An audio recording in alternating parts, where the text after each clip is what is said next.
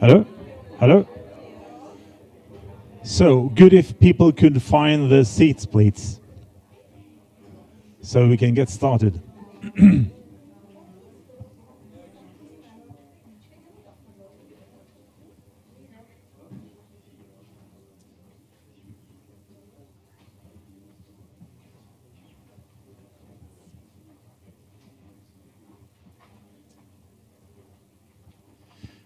Yeah, so let's make a start. Distinguished speakers, panelists, participants, both here and in the digital space. Welcome to the 2022 edition of the EERA High-Level Policy Conference, here in Town Hall Europe, at the very heart of Europe. It gives me great pleasure to meet you again, building on the successful event last year, where we were also here, but then presenting the white paper on the energy transition, creating a basis for research and innovation strategies in EU and outside. Last year we were able to meet again. We were really thrilled about that, and we thought we were out of the hardship for that time, accelerating out of the COVID. As we know, this acceleration entered into a new reality in February 2022, when war struck Europe again. EERA, the European Research Alliance, with its more than 250 partners in high-ranked research institutions within energy in Europe, felt a strong obligation and urge to contribute to a stronger Europe and a resilient Europe from our platform. And what platform and perspective is that? Well, it's energy. And the war in energy turned to become a war on energy for EU. A powerful tool, it turned out, for creating unrest and uncertainty with dire consequences if used to its full extent. However, I'm not comparing this by the hardship of the Ukrainians, of course. EERA immediately started to scope in the whole organization with our joint programs at the core on what advice could we give and what impact can we make. Tensions arise because research cycles are usually, looking at longer time cycles than what we need here, which is really urgent and immediate measures. And the notion of that research cannot respond to this kind of emerged. Of course, we know this is wrong. Research and knowledge produced can also feed into shorter cycles, even if the purpose was to make an impact through longer implementation cycles. We will hear more about this later on with a presentation of the EERA Manifesto, which I hope all you grabbed a version of when you entered the hall. The manifesto is a summary of the discussions and interactions within EERA and with key stakeholders, giving our best advice on how research and innovation can boost the target of REPowerEU, support security of supply, create the basis for sustainability, and be competitive. In essence, what we are talking about in the present situation is the energy trilemma, which is shown behind me here. If we look to the left here, the triangle of energy with the climate and environment, security of supply and competitiveness is thought to be in balance at some time in space and time. Probably before we thought there was a effect of global warming through emissions of greenhouse gases. Now, in the last years, we have really focused on that, the climate and environment part of it.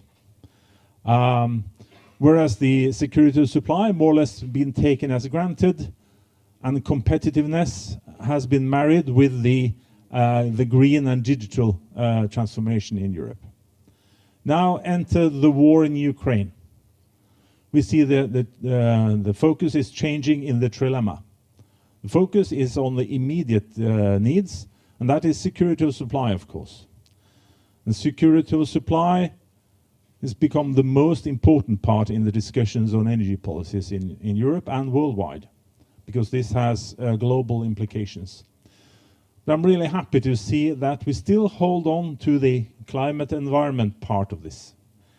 We haven't relaxed on our targets for 2030 or 2050, meaning that how can we marry those two with the security of supply and still keep up the high expectations and ambitions we have for 2030 and 2050.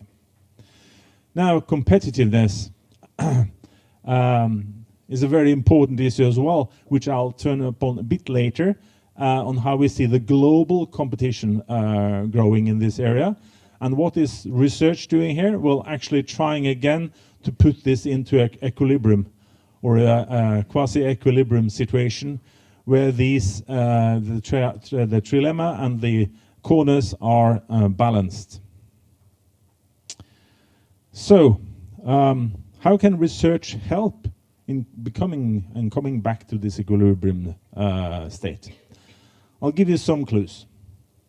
So, we need to think outside the box. Business is definitely not as usual.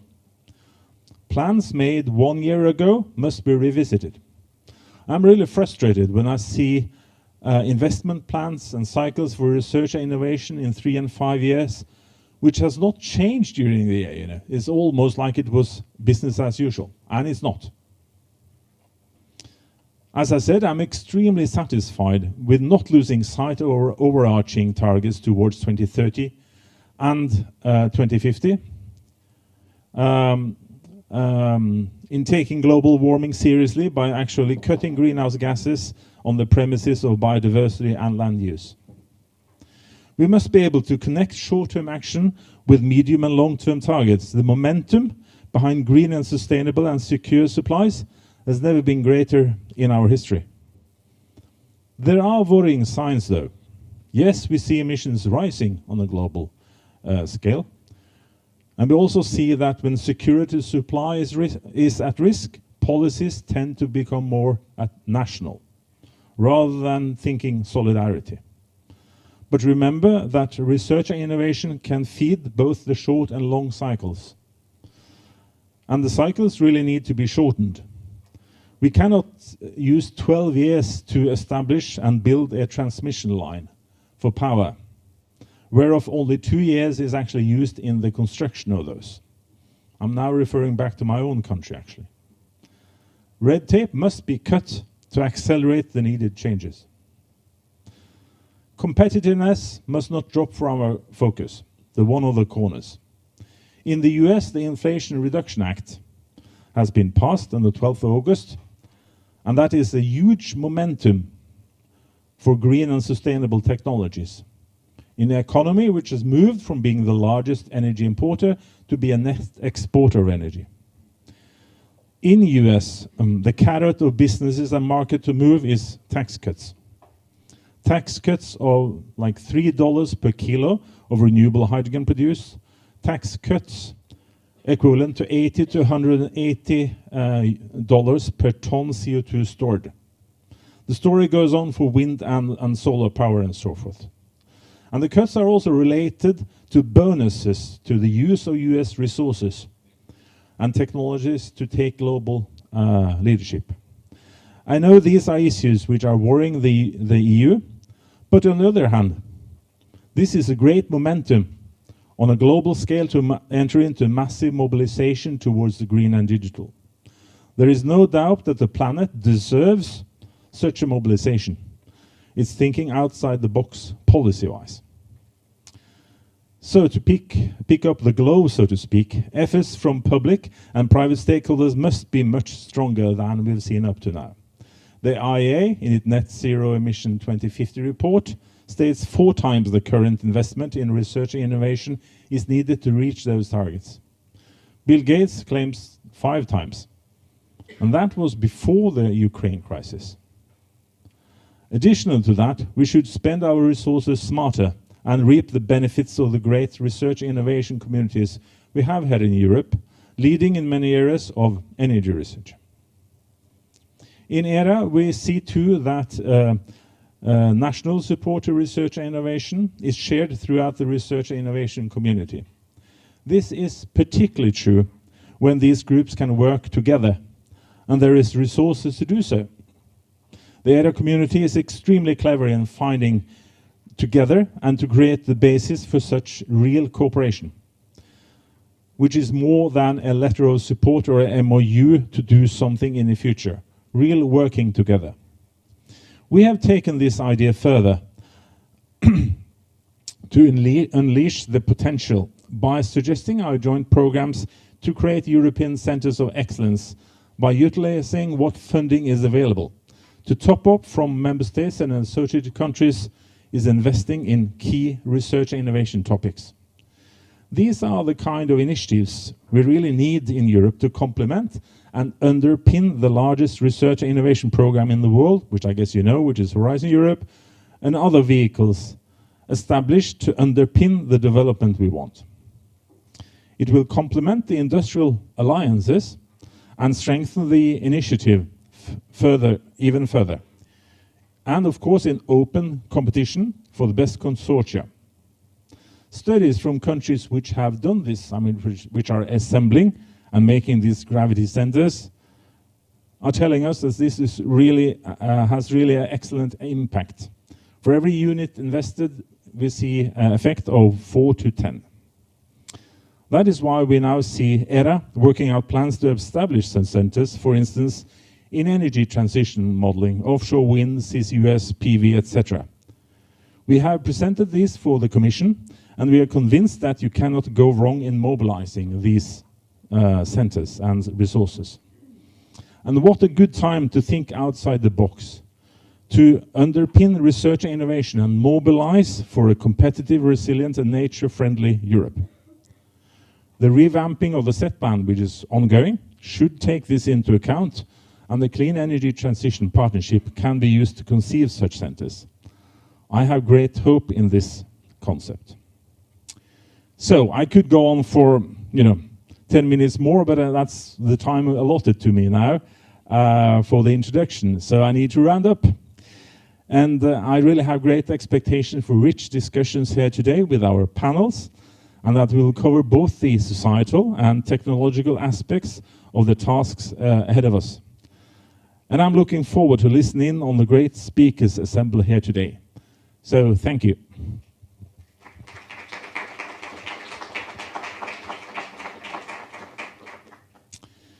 So now I have the pleasure of introducing Diana Ürge-Forsatz, our first keynote speech and speaker. Professor Diana Ürge-Forsatz is an internationally recognized expert on the climate challenge society faces, and she is vice chair of the IPCC Working Group 3. Her intervention will set the scene on climate change mitigation, particularly in the context of the most recent developments that have put energy security and affordability higher in the world government's priorities, in some cases at the expense of the climate goals.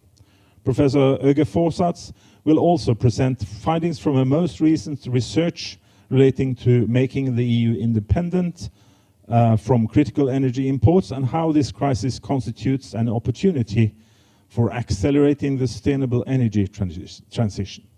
Diana, the floor is yours.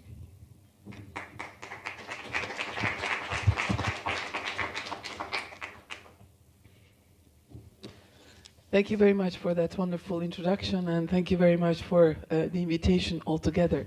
So this morning I have the challenge of trying to be very brief and trying to tell you a lot in context of this really excellent manifesto.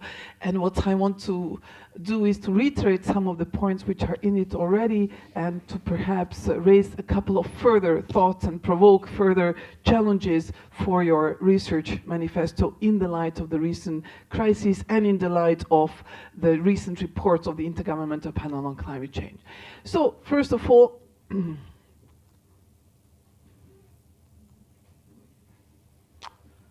First of all, I don't know where to point to. Difficult, but I will try to fix that. Okay, good, very good. Thank you very much. So, yes, I know the IPCC has been saying this for a long time, and we have been going on and on. But what I want to show you there is, of course, we have a lot of new messages, but I want to show you how the Working Group 3 report on mitigation this time was really quite novel, and what is the novel in it, which is very relevant for your network and for your organization. So what you see here is one of the slides from the press conference. I happen to have the privilege actually giving this press conference. The laser pointer doesn't work, but I'll point them with my hands. So what you see here are the different sectors, and interestingly, demand is put right on the top of that. In fact, this was the first report when the IPCC had a designated chapter on energy demand and services. And in fact, I didn't do this, but the leadership has put, yes, the demand needs to come first when we think about our energy-related solutions.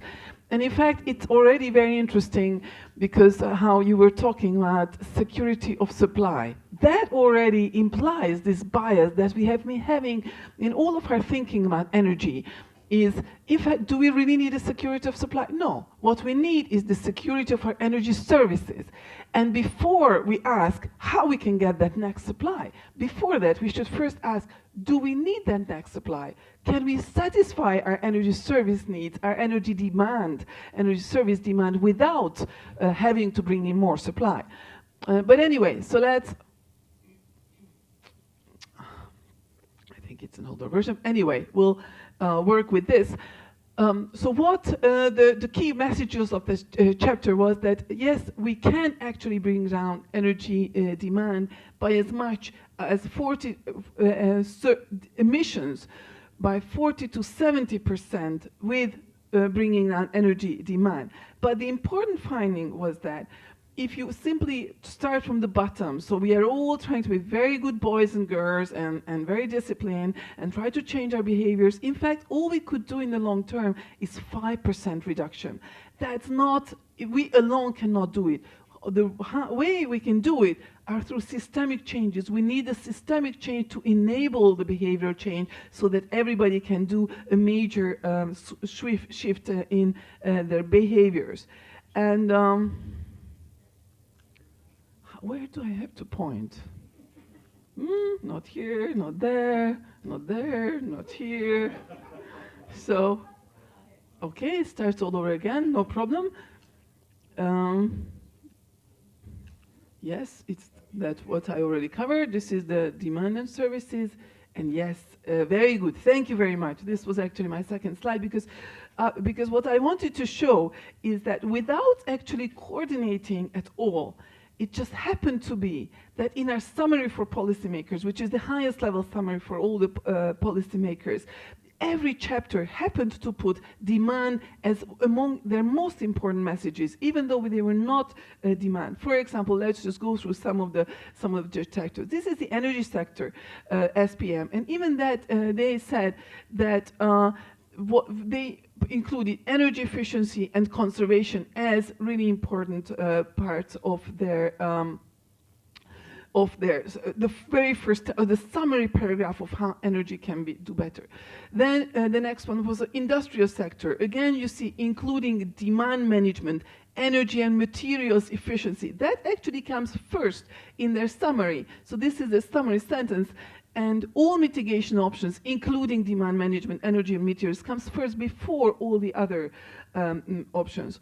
Also, still in the industry, many sustainable options for demand management, materials efficiency. In fact, they even say these options have a potential for being more used in industrial practice and would need more attention from industrial policy and generally not considered in recent global scenarios nor in national economy-wide scenarios due to different. And this is actually really important. Also, if you look at European energy research agendas and Horizon programs, the vast majority of energy-related funding goes for integrated assessment models, which are really important and crucial. But in fact, they are not able to capture many of these things simply because here we are looking at many technologies and many other things that logic just doesn't capture. Then let's go to Cities also say the first urban areas can create opportunities to increase resource efficiency, the first words almost. Also, the first strategy when they look at mitigation effort, the first strategy is reducing or changing energy and material consumption. And you go on also, actually in the building sector, we even for the first time mentioned the word sufficiency. So mentioning that it's not, efficiency is not enough, but maybe we will have to be thinking about also sufficiency. And this is the slide I already went through. Then what our chapter, demand and services chapter said, but as I showed, the entire report focused very significantly efficiency, and the author teams totally independently of each other found that actually the demand-related options are among the key to solve even their own sector's important challenges.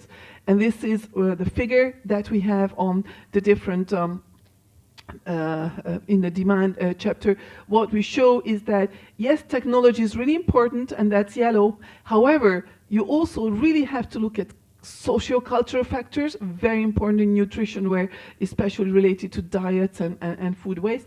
And infrastructure use is really important. And these are the ones that integrated assessment models can't handle.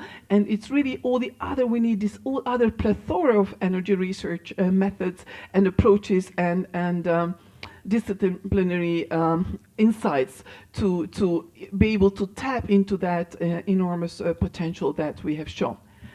So let's focus from now on the built environment, not because that's the only thing that is important, but because I want to illustrate generally bigger messages on that through that particular example.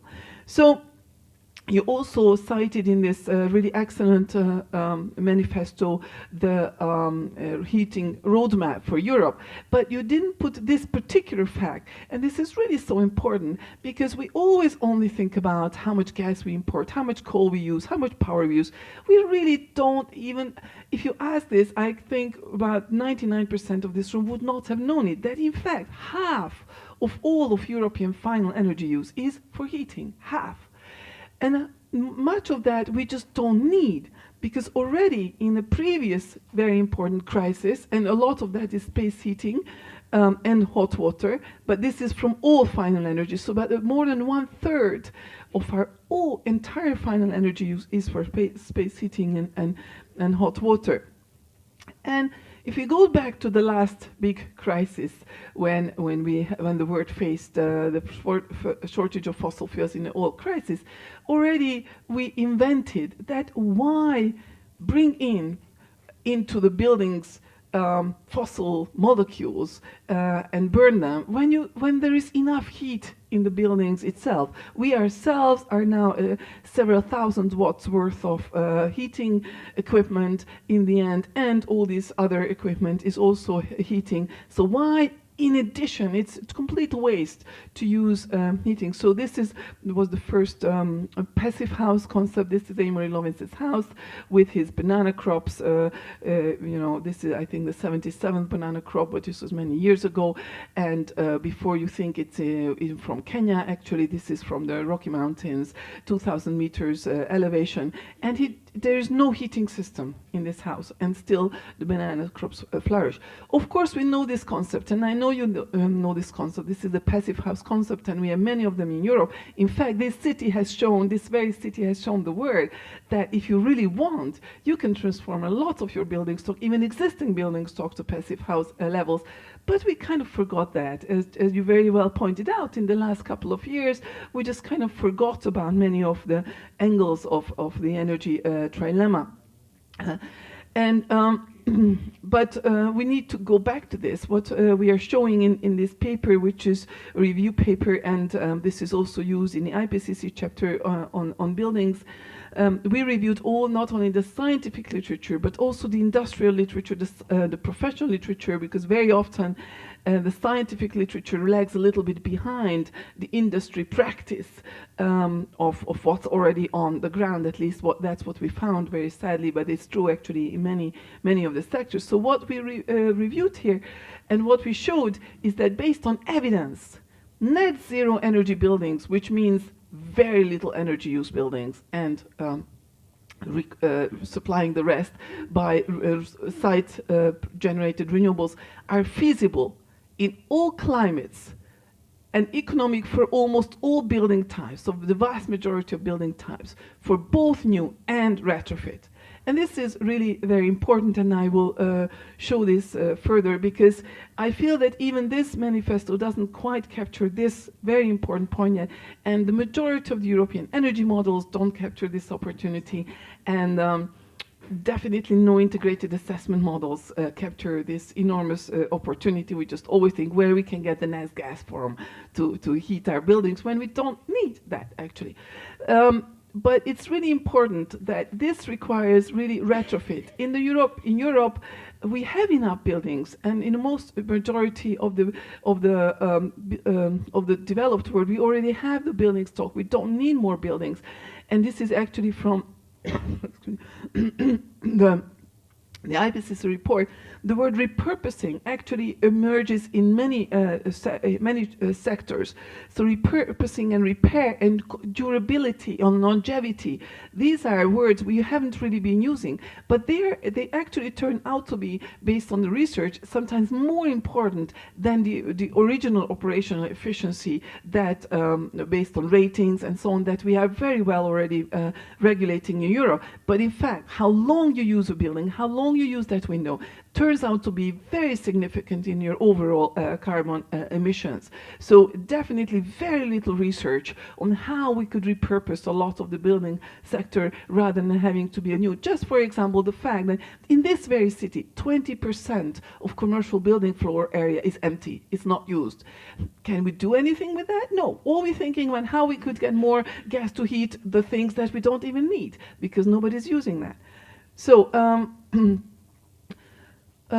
yes, we have also shown that it is economic. On the new building, new construction, definitely this is also from the paper, but also cited in the IPCC chapter, showing that in fact passive house can even cost less on average than new build. Of course, for retrofit, it's a bit more challenging.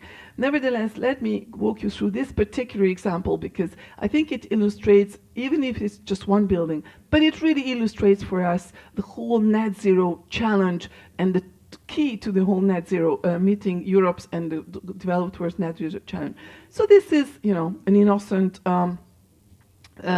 70s building from in Vienna. I don't know if any of you recognize this. This is the Vienna Technical University tower, and it just needed to be retrofitted because it was just old. So in the end, it turned out to be turned into the power plant of the 21st century. This building is today producing more energy than it consumes on an annual basis, of course. Now, I have to admit, as a researcher, that this is where I made the biggest scientific mistake of my life. I used to, when the first words were pushing net zero energy buildings, I said, no, it doesn't really work everywhere. And if we push that, you know, we are just going to throw the baby with the bathwater because it doesn't work. So we published, and we even, one of my PhD researchers, who otherwise did a fantastic job, we have shown that in certain areas, you just cannot do a net zero energy building, because simply what you can produce on the building is just will always be less than your demand. Now, fortunately, practitioners don't read my science. That's very lucky, because they are crazy enough to try what seems impossible. But just to protect myself a little bit, or excuse why I wasn't that stupid, so I just want to illustrate you the challenge. The challenge is, so this building before renovation was using 800 kilowatt hours per square meter per year. Even a typical new office building in Vienna uses 450. So 450 is still way more than the 61 that you can produce on a high-rise commercial building. So high-rise commercial buildings just use a lot of energy, and they don't have a very good surface-to-volume ratio, so you can't use all the... So clearly I wasn't that stupid to say that 61 is that much lower than 450. But as I say, fortunately, there are people who are smarter than me, and what they have done, doesn't matter, it's in German, but the point is there, in every commercial building, there are many, many ways how we are using energy. And this is what they have done. They have optimized 9,300 components. And as a result, they have managed to bring down the energy use to 1/10, so by 90%. So I go back to my integrated assessment model colleagues and say, you know, guys, at YASA, you really need to get this into your models, because if we can do this, and this has actually turned out to be cheaper than the regular retrofit, you need to get this into your model. Okay, give me the one technology. Well, that's the point. There is no one technology. It's 9,300. And it's not technology. It was simply thinking. It was actually groups of students going there, okay, what can you do about your security systems? You never optimize your security system for energy efficiency. You never optimize your servers for energy efficiency, and so on. So the point is that, yes, this way, you could do the energy positive building. And this is my point about the whole net zero transition. It's very challenging, but the key to doing it is first minimizing your demand. And once you minimize your demand, this is going to be much easier, and I will show that, reinforce that message from our 1.5 degree special report from the IPCC. So, but of course, yes, you need to do that also through retrofits. But we can do it also in heritage. Also in Brussels, we have a lot of heritage. And it used to be the excuse, no, sorry, we have beautiful old buildings, we can't touch them. Yes, you can. This is one which has already been retrofitted, very beautiful to net zero level. And here is that other, this is only in research phase, but it's hopefully very close to implementation. This is supposed to be new home of my university, Central European University in Vienna. This is the biggest Art Nouveau building complex in the world, designed by Otto Wagner. It's really very beautiful. The quality of the screen is not very good, and my pictures are not very good, but it's a very, very beautiful building complex. So what we have done, because it was supposed to be the new home of my university, we were lucky to have funding from the Austrian Research Agency, and why is it not transitioning? Anyway, maybe it's even more interesting this way. The two slides together. And even there we show that, yes, you can also bring down, this is the, well, maybe let me try. Yes, it's okay. No, then let me go back. Yes, so university and the dormitories, both of these, you can bring down their energy consumption by about 90%, or so 1/10. The trick, again, is you have to optimize each of that. And we have done the research.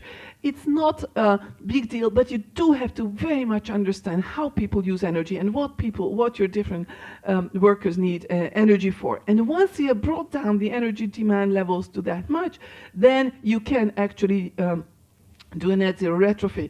And the interesting thing was that actually, and you can imagine, oh, but it must cost horrible amount. Actually, it turned out to be that already at the investment cost level, it was supposed to be cheaper than a regular retrofit. Why? Because in a passive retrofit or in a net zero retrofit, actually you don't need a lot of the things. For example, for us, the conventional system would have required a lot of money into just retrofitting the district heating system. There is a very good Austrian Viennese district heating system, but it had to be fixed here and there. Also, we would have had to take care of cooling. We were thinking about a district cooling system. But altogether, using the district heating system, this capital would have been more than what you need for the energy efficient retrofit. And that's very often the case. You think, oh yes, it's expensive, but you need the energy infrastructure anyway. You need to invest in your energy infrastructure anyway, and simply invest that money in different ways. Don't be ashamed don't be afraid to invest it in people's buildings. So that's a really important message. So yes, and we received the best environmental research prize from the Austrian Minister of Environment for this particular work. And yes, in our crisis that we have now, this is especially important and becoming even more important. We have given excuses for decades why we are not starting with the net zero retrofits of the European building stock.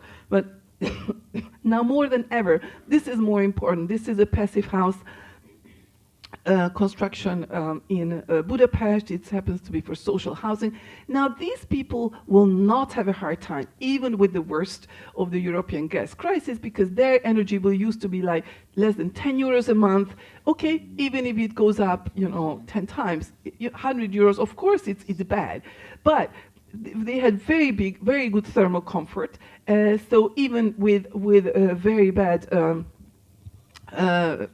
shocks, still it's affordable, and that's really important.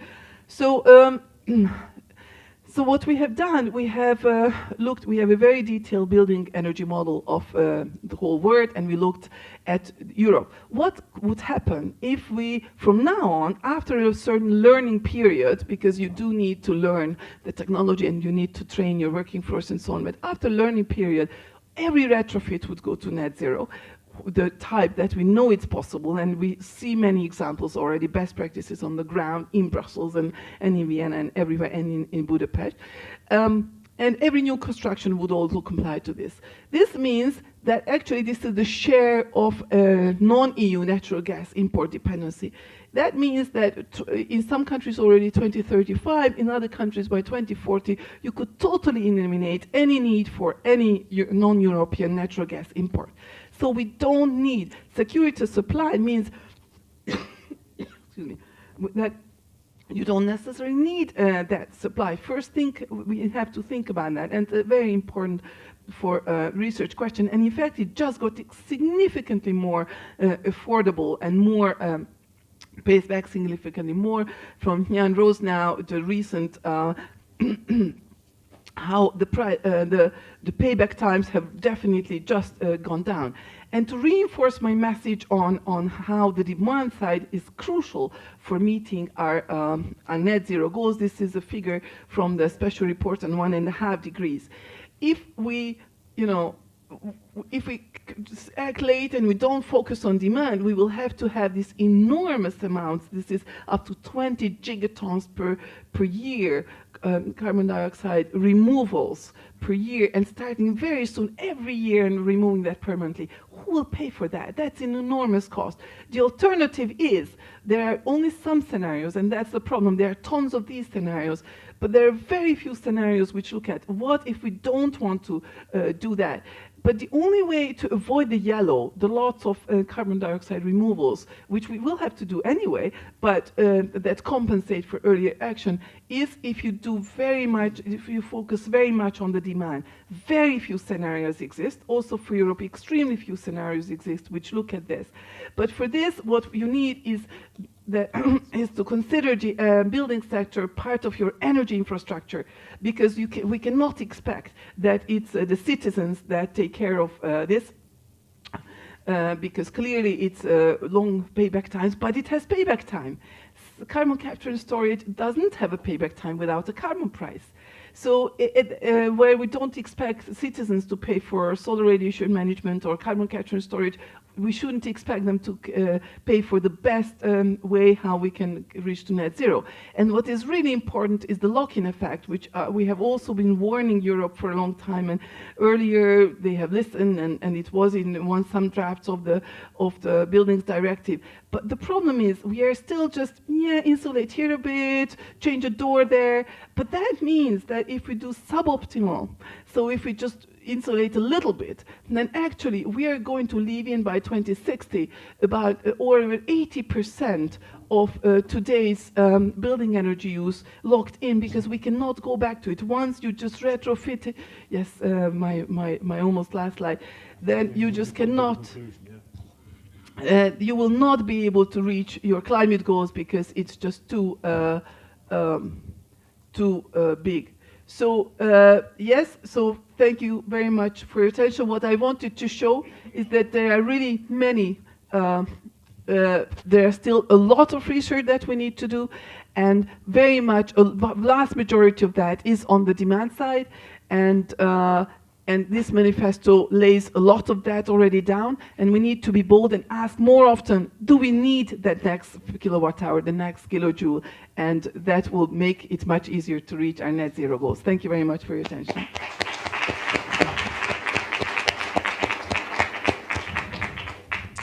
Thank you very much, Dana, for that very inspirational talk. I wish we could go on for another hour.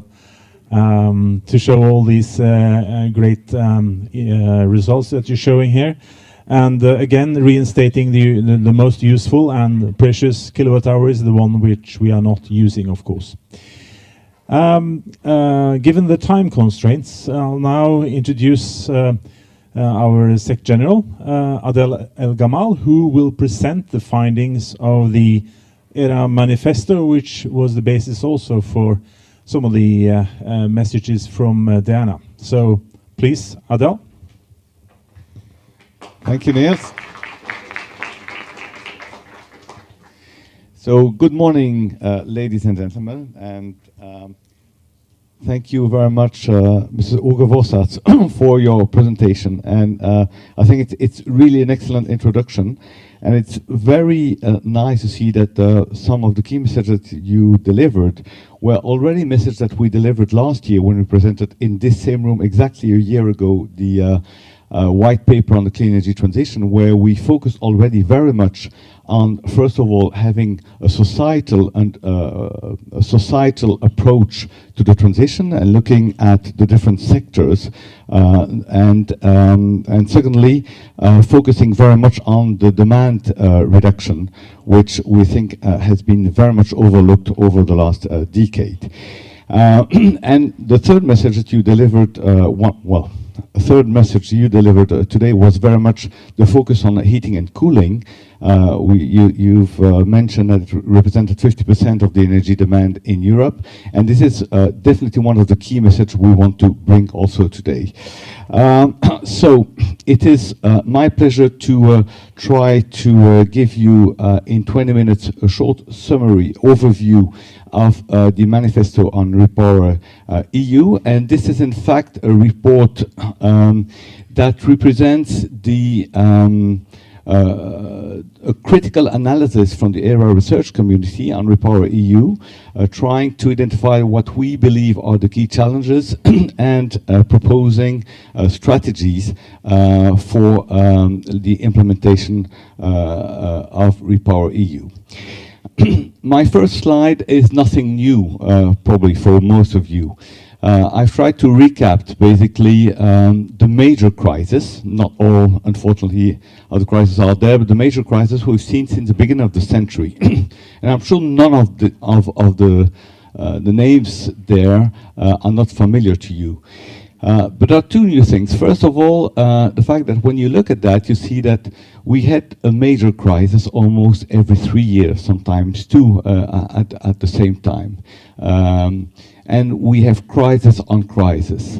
But many of these crises, we tend to have forgotten them in the sense that we believe that in a way we've been able collectively to solve them, and we forgot them.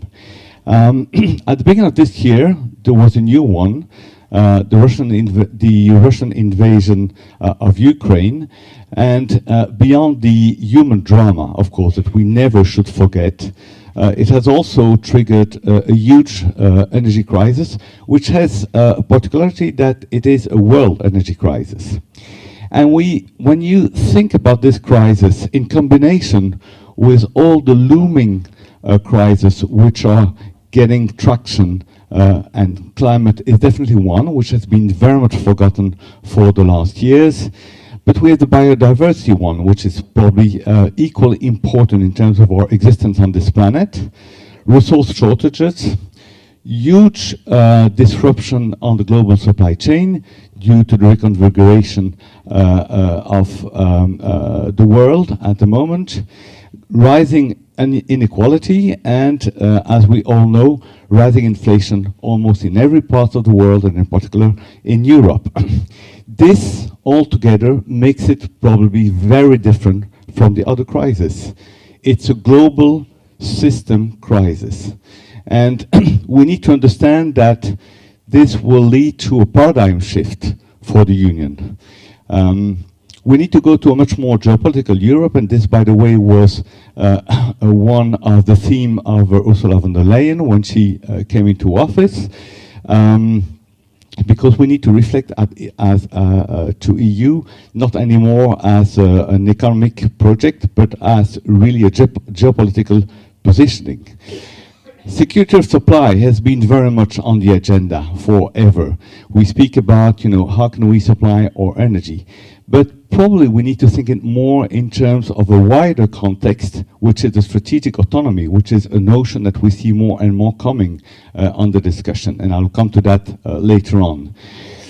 Fossil fuels, we're trying to wean Europe off dependency of fossil fuels, which still represent 70% of our primary energy. But in fact, by doing that, we are accelerating the energy transition, deployment of low-carbon technologies, and in many cases, these low-carbon technologies rely on the use of critical minerals, which are in many cases more concentrated than fossil fuels.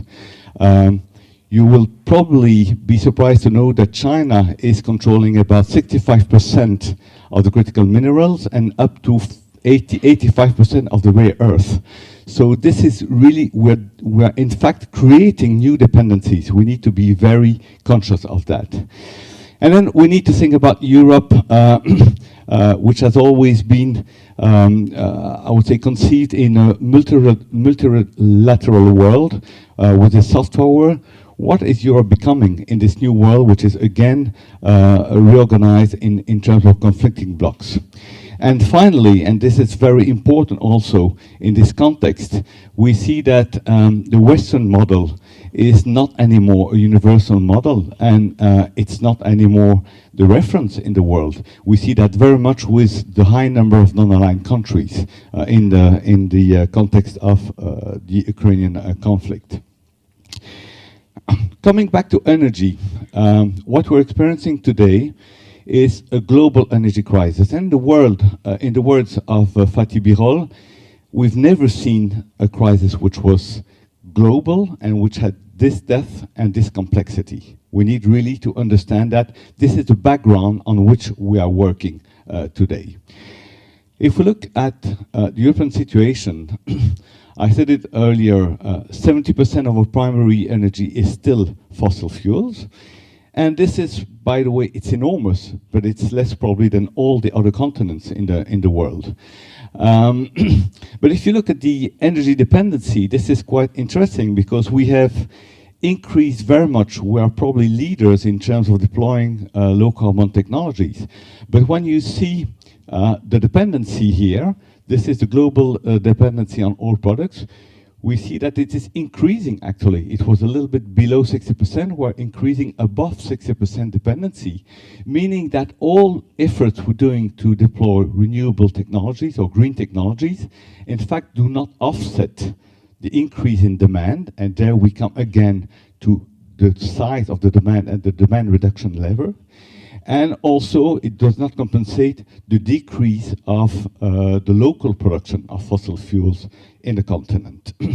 So when you look at that, it shows you that, of course, Europe is very vulnerable to all that can happen on the geopolitical, from a geopolitical perspective. This curve shows the price of gas on the Dutch ETF, so the futures on Dutch ETF, which is the reference benchmark for gas prices in Europe, so the tidal transfer facility. And it shows two things. First of all, that prices have increased very significantly before the war, and this is showing the market manipulation by Russia. And you can see that this is directly correlated by the decrease in the import from Russian gas, which were ordered by the Kremlin. And then you see afterwards, of course, this huge increase in gas prices. I checked yesterday, they are getting a little bit down at the moment, but what you see is that they have been coming from a post-COVID situation where we're at the level of 15 euros per megawatt hour to a range which is between 150 and 250 euros, with peaks this summer at 350. Altogether, it's a factor 10 to 20 compared to a year and a half ago. This is just crazy. It's untenable, simply untenable. If we look at electricity, we see that electricity, which unfortunately is highly correlated to gas because of the market model we're using, the marginal pricing method, we'll come to that later on. You see that electricity prices have been also skyrocketing from pre-war situation of 90 euro per megawatt hour. I've taken the reference for Germany, but we are in a union, in the energy union, and prices are more or less the same all over the places, except in very specific situations. And we see that these prices have been also evolving in a very dramatic manner with a factor 2 to 5, depending on the moment. They are very volatile. This is simply untenable. It's untenable for our economy, our industries, that goes without saying, and we know already what are the consequences of that. But more importantly, it is untenable for households. And what you see here is actual figures of the energy bill of, let's say, maybe a little above average household in Brussels, Belgium. And you see that the total energy prices before the war were in the range of 300. So it's a detached house, a bit more than average, for 350 euros per month for gas and electricity. In June, this bill was adapted according to the new prices, and the prices doubled, 350 to 660. These are actual figures. And 3 months later, they were adapted to this figure, 1,300 euros per month as energy cost for a household. This is just untenable, considering that if you consider the average salary in Belgium after tax is 500 euros, sorry. So it's just untenable. And if there is not urgent action at national and EU level, what happens is, of course, major social unrest. And we see that happening everywhere in Europe. And we know that this will, of course, jeopardize political stability at the member states level, but also it represents, let's be very clear, an existential threat for the Union itself. So it's absolutely essential that we find a way to resolve this question of prices of energy. And this is, by the way, the reason why we have an Energy Council tomorrow and after tomorrow to try to find measures at EU level. Of course, we know that EU has reacted very promptly to the Russian invasion with a set of measures, political measures, policy measures, and we will name them REPowerEU, which let's say encapsulates at least a big part of them. And REPowerEU was really organized around 3 dimensions. First of all, well, and I should say it's first of all because it's the first measure that should have been taken, but it's the last which was announced. It's about energy moderation. This is absolutely fundamental, and I cannot just more restate what Mrs. Uga-Vossats said earlier. We need to reduce demand. This is absolutely critical for the crisis we're living now, but also, of course, and more importantly maybe, for climate change. It's about accelerating the clean energy transition, but it's also about trying to find alternative to the import of Russian gas, which represented before the crisis 45% of our imports and 40% of our total demand. This plan has a number of targets. You see them there. And many things to say on these targets. First of all, that they are very ambitious, and we can only praise the fact that we're having ambitious targets because we need them. But if you look into them in more details, many of them are quite untenable, not achievable, or very difficult to achieve. If I just take one example, 600 gigawatt peak of solar PV to be installed by 2030, we are in the Union today at less than 200 gigawatt peak cumulative installations, meaning that this represents what has been installed since the very beginning, I would say in 2005 when it started. So more than 15 years, we installed 200, and we want, by the way, in 2.5 years to double that. This is probably not realistic for many reasons. First of all, because we have not the capacity to install, we don't have the grids ready to install them, but also because many parts of the supply chains are not in Europe or are not controlled in Europe. 75% of the capacity, manufacturing capacity is in China.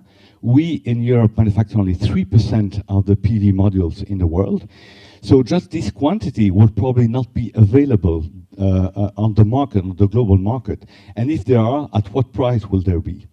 So if you look into the details, many of these targets are very difficult to achieve. And this is why we have taken a critical analysis to REPowerEU and suggested a number of measures to make it at least possible or to reach as much as we can these targets. I would just mention another one, the 10 million tons of green hydrogen by 2030.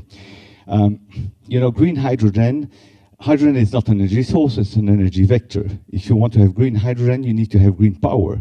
So again, this can only be feasible if you have spare green power in order to generate this hydrogen. So you see that there are a lot of combined dependencies which make this plan very difficult to achieve. We've spoken about the trilemma. I will probably then skip this one quite quickly. Very clearly, there is a huge focus on energy security, and we understand why. And we're also looking at this affordability, energy equity, which is absolutely critical, because without these two, we have, as I said, a major political risk at national and at EU level. But of course, the problem is that we need always to remember this one, which has been very much forgotten. And I'm, by the way, very much surprised to see how little we speak about COP27, which is starting only in 1 month from now. So in essence, this is what REPowerEU, what the manifesto on REPowerEU looks at. And we've made this analysis taken based on the concept that we developed in the paper we presented exactly a year ago in the white paper on the clean energy transition, taking a holistic approach. So we're not looking into a single technology or a single sector, we're looking at the society as a whole and how we could replace this huge amount of energy that is not available anymore, the Russian gas, by other measures. We have identified a number of key messages in this manifesto, but I will just focus maybe on 4 today. The first one is that we need, again, to take a holistic approach and understand what this gas represents and how this gas can be replaced in the society. And one first, sorry, comment is that if you look just at the name REPowerEU, it mentions power, which is electricity. We all know that electrification is the key strategy for decarbonize our society. But today, if we look at the situation, this is the final energy demand in Europe. Electricity only represents 23% of the final energy demand. It means that if we focus just on, electrification, on power generation, we are missing a whole part of the problem, which is in particular the heating and cooling part, which you see on the graph here, and which was evoked by Mrs. Oger-Vorsatz earlier. So it's extremely important to take a holistic view on all energy uses, and also understand that you don't replace 155 billion cubic meters of gas by generating a bit more power with additional wind farms and solar PV. It's a much more complicated problem because you need to understand how it changes the energy balances within the system. A second key message here is about the role of research, and I think this was evoked by our president Niels Roque in his introduction. On the left-hand side, you see a graph from the IEA, the Net Zero report, which was released last year. And what you see here, it says basically that for the emission reduction up to 2030, Basically, it will be based for 80% on existing technologies, deployment of existing technologies. Only probably 20% of the emission will come from from technologies which are not on the market today. It shows that for after 2030, if we look for the next 20 years, about half of the emission reduction will come from technologies which are not on the market today. And this is precisely what has been the traditional role of research and of our community, is to carry out scientific research, to design the next generation of technologies which will address these two. And this is really reflected by this circle, this huge green circle that you see. Identify new knowledge gaps, formulate problems, generate new knowledge, which will be the base of creating new technologies. But what we see also is that in the current challenges, in terms of emission reduction to 2030, but also considering the absolute emergency of repowering EU, we need to focus on the short term very much on this blue part. And this blue part is precisely what we consider is a very critical role that research can bring, which is applying scientific knowledge and research frameworks on identifying how we can accelerate the deployment of existing technologies. And this really is basically to understand better all the bottlenecks within the supply chains of existing technologies. And this is represented by this blue circle, which is really looking at how we can have an immediate impact. We believe that the research community can have a key role there, but it's very much underlooked at the moment. And it's very important that us as a research community, we stand up to contribute into this area, and that also the policy making empower the research community to have an action in this respect.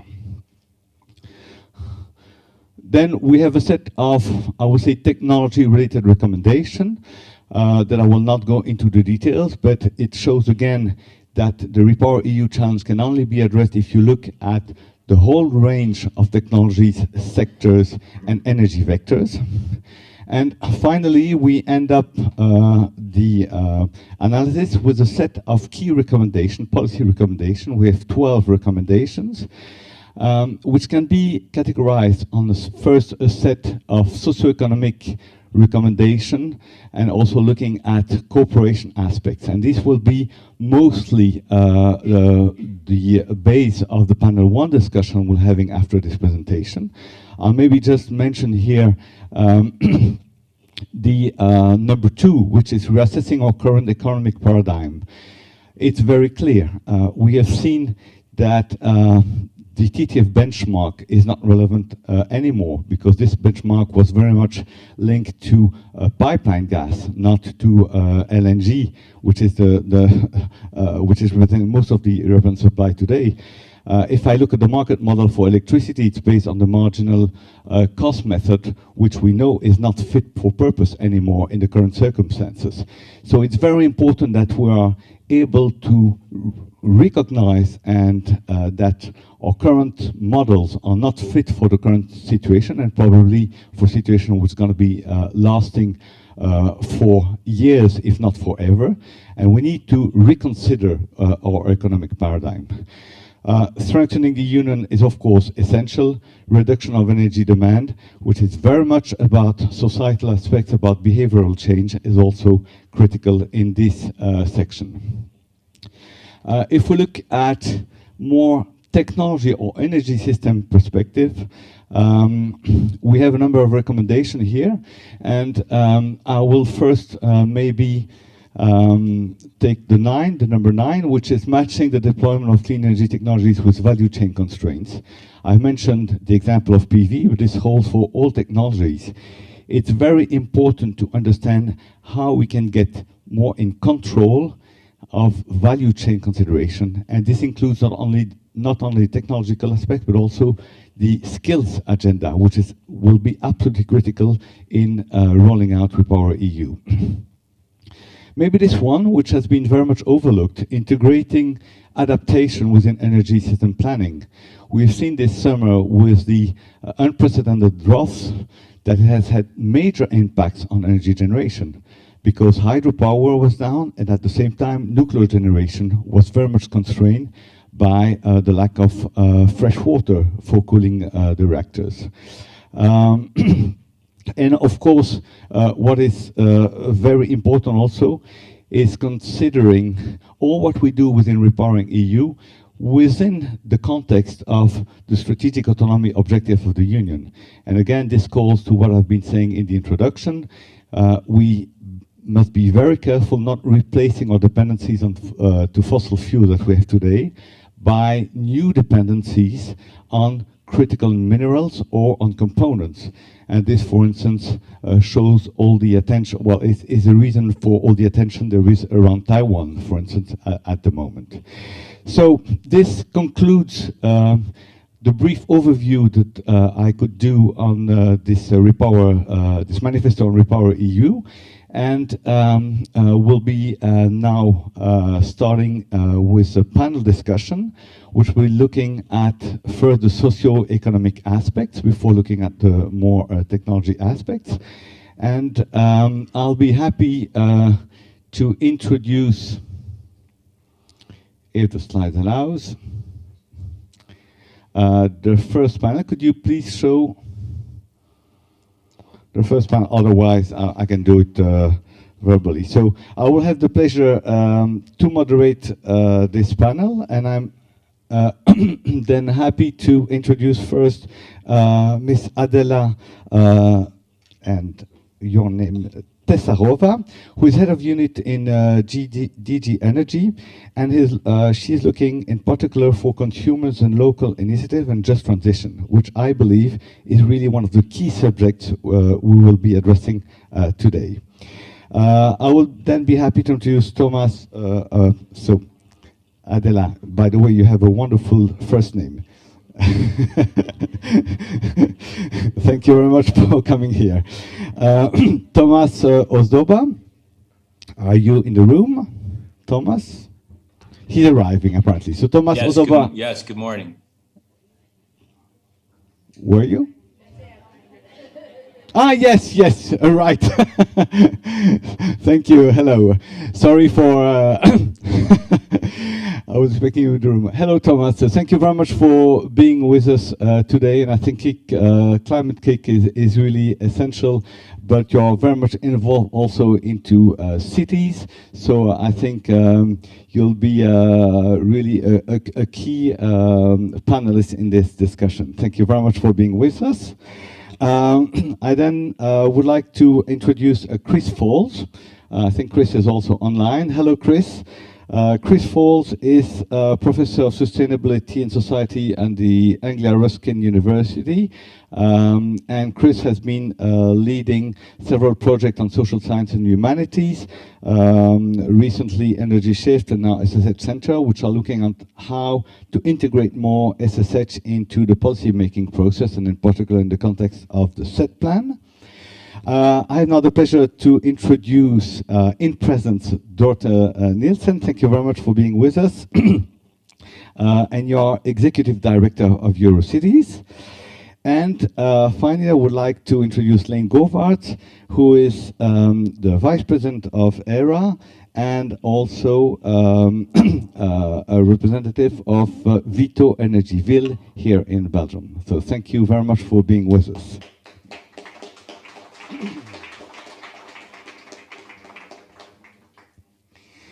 Okay, excellent. Well, it's a bit impressive to have these two big faces behind you. So, I think we have really an excellent panel to start this discussion, and I would like to organize the panel in a way that each of the panelists would have an opportunity to give a 5 to maximum 7-minute statement, which is totally open, but we would like maybe to understand how you see the contribution of your own organization within the context of this Repower EU, and then we'll open up for more interactive discussions and questions. So may I start, and I'm very happy that we have a wonderful gender balance, by the way, today. So let's start maybe with Adela, if you agree. It should be open, I think, no? Okay. Yes, thank you very much. Thank you, and good morning, everyone.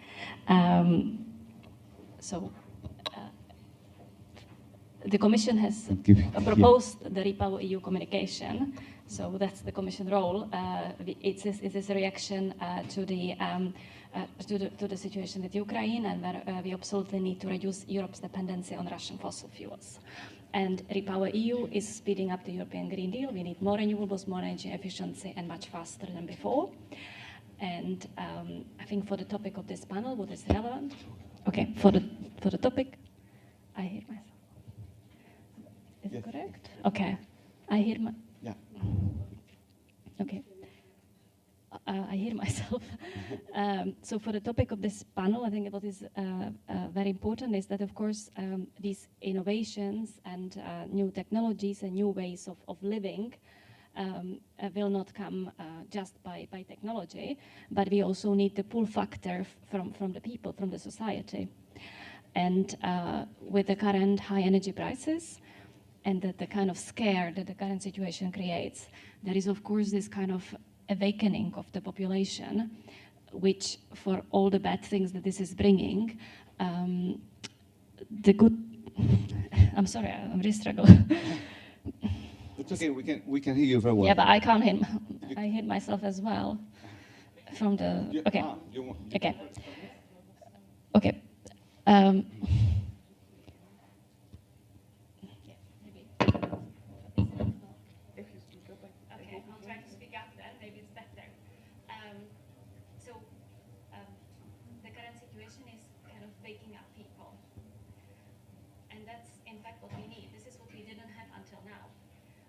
Renovating houses, going for renewables was something luxurious. It was for people who had spare income and who were interested in these things because of environmental protection, because they believe in climate change, and so on. But in the situation in which we are now, everyone needs to get on board. And for example, we need to start from the poorest in our societies, because those are the people that are absolutely dependent on fossil fuels. And hence, we completely need to change our approach. So we need to activate everyone, and thankfully, with the high energy crisis, people are waking up, people are being interested. Of course, also in a negative way, because energy is seen as a threat. It's creating a lot of stress to people. People are afraid they will not be able to pay their invoices. But the good element in all this is that people are being interested, and that's what we need. We need to activate population, individuals, collectivities, cities, regions, and so on. So from my point of view, this is an opportunity which we need to tap into and basically get people on board. And of course, it's also necessary that for people to be able to participate in the current context when they struggle to pay invoices, financial support is needed. Yeah? So we need to help people invest in renewables and energy efficiency. And of course, for most population in the current context, it became even more difficult than before. Yeah. So we need financial support. But with the financial support, the good thing is that people are interested, and we have a lot of this kind of grassroots activation. We see innovative ways of consuming, sharing, producing energy. This is very much picking up. Talking about energy communities or collective consumption scheme, energy sharing schemes, and so on. So this is all very positive, and I think we have an opportunity to kind of make things happen, because what we didn't have before, which was the interest of the general public, we certainly have it now. Thank you. Thank you very much for your initial comments. So for those who could not hear because you are remotely, I think one of the main messages is basically that the current situation is pushing very much people who normally wouldn't have been involved into let's say this whole transformation to get involved into it, sparkling a lot of grassroots and bottom-up initiatives, which of course gives momentum to the transformation that we are looking at. Is it encapsulating most of your message? We'll try to fix the problem afterwards. Thank you very much, Mr. Terrazova. So I will then give the word maybe to Dorte Nielsen to give a perspective from the Eurocities. Thank you very much. So Eurocities is the network of larger European cities. We have a bit more than 200 members. It's the cities, the city administrations and the mayors that are our members. And we have, and it's the cities with more than 250,000 inhabitants. I've been asked to say a few words about sort of what's the role of cities in Europe in the REPowerEU implementation process. And of course, if you ask Eurocities, the role is very central. Cities implement 70% of EU legislation, so including all the legislation on energy, on mobility, on building that is currently being updated, revised with adjusted targets. They handle 1/3 of public spending, together with regional and other local authorities, and city authorities also manage 2/3 of public investments. They're also home to 75% of the population in Europe, and the level of government that's close to the citizens. So all of these elements united give cities a very central role in many of the areas that relates to the REPowerEU package and its implementation. And what we're seeing now is that the steep increase in energy prices has had a direct impact on cities, on city administrations, on people and local businesses across Europe. So the inflation puts SMEs local SMEs in severe difficulties. And we're also seeing the public administration are challenged in terms of keeping public facilities open, to cut expenditures, cultural institutions, swimming pools, these sort of public services that are available to the population, they're cutting back services or closing completely. And even for the public transport sector that was heavily hit by the COVID is now facing a very heavy additional cost on their expenditure that has come with the crisis. So if we look at the different areas where cities can and are taking action, energy saving, so has been mentioned already a lot this morning. And we have seen a lot of these actions. And the EU Repower proposal emphasized that cities have the biggest potential to support urgent energy saving actions. And I think many of the cities have realized that also in view of the rising costs. What we have seen in measures in cities recently, they include a mix of campaign activities, lowering temperatures in public buildings from 19, even 17 degrees, and supporting vulnerable households. And this I'll say a little bit more about later. I think the aspect of then maintaining public support, which was also emphasized previously, is then incredibly important. Communicating directly as the level of government closest to the citizens, the level of government that is the most trusted by the population, communicating directly with constituents, and gaining buy-in for difficult measures, and also the longer-term behavioral change needed is one of the most important tasks. And I think it's not one that mayors are not finding it easy either. But what we had a group of mayors where we discussed this with last week in Brussels, and they were confident that it is possible with the right leadership to show to drive the energy transition with the public support, and particularly when it relates to the war in Ukraine. That is possible. Some of the initiatives that we've seen is, for example, related to energy communities in cities that does exactly that, sort of also empowers people to be a player in the energy transition, while also sort of having an educational factor and also stimulating behavioral change. But the aspect that is challenging for cities is the mitigating of energy poverty. So before the crisis, an estimated 1 out of 10 citizens was already affected by energy poverty, and in many cities that figure is rising rapidly now. We are in the process of gathering more data about how this is evolving in cities. We have a group of social directors from cities meeting in Bologna today where they're discussing exactly this. But what we have seen some examples, for example, is Amsterdam, the city of Amsterdam is allocating grants to vulnerable households, and they work with the energy suppliers to have an alert mechanism for when they see that households are struggling with paying the energy bills. We also seen that in Utrecht, for example, that they have blocked 7 million on the municipal budget to support students, for example, and low-income households. So cities have to both sort of deal with the additional public expense while also having increased public expense to support the more vulnerable parts of the population. Now then, these emergency measures tackling energy poverty and promoting energy savings is then, in addition to that, comes then the investment into the longer term energy transition that is still ongoing. It has started obviously before this crisis, but certainly has accelerated as well now. So across Europe, we'll see this sort of dramatic transformation of the building stock, and I thought it was such an interesting presentation that we had from our keynote earlier with the concrete example of Technical University of Vienna. So the dramatic transformation of the building stock, the urban mobility, and also the approach to clean energy production and storage at local level.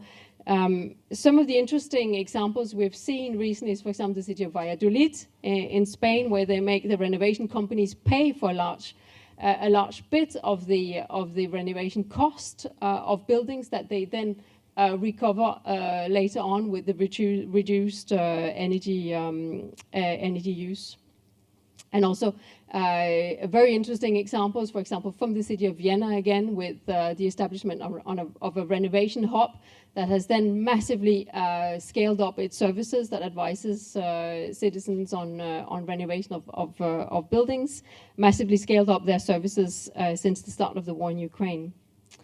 So the cities are acting here to deliver on the EU objectives, and often with the support also from some of the some of the tools or networks that we have at European level. So the Covenant of Mayors, the mission for 100 climate neutral cities, and similar EU initiatives. We're also seeing more and more local climate pacts. There is a great example from Porto where the city has really worked across the board with all their stakeholders as part of the efforts that they're doing to implement their part of climate neutrality by 2030 as they're one of the mission cities. And they have a great set up a very broad and a very inclusive local climate pact to involve all stakeholders in delivering the objectives and the transformation needed. But of course, for cities, they can do a lot locally and with great local leadership and involvement of stakeholders. But there are also some key tools and mechanisms that help cities participate in the implementation of the European objectives. And of course, I mean, I think if we can see what needs to be done, I think it's fair to say that there are also many cities or mayors scratching their head thinking, okay, how are we going to finance this transformation needed, particularly in terms of building renovation. And the access to both immediate funding and long-term investment is challenging for most cities. The funding models are challenging as well. So we do need sort of ongoing significant investment into capacity building and skills for the green and digital transformation at local level. And that funding, I mean, so private sector, yes, okay, but also the European level, of course, and a good supportive national framework is very important.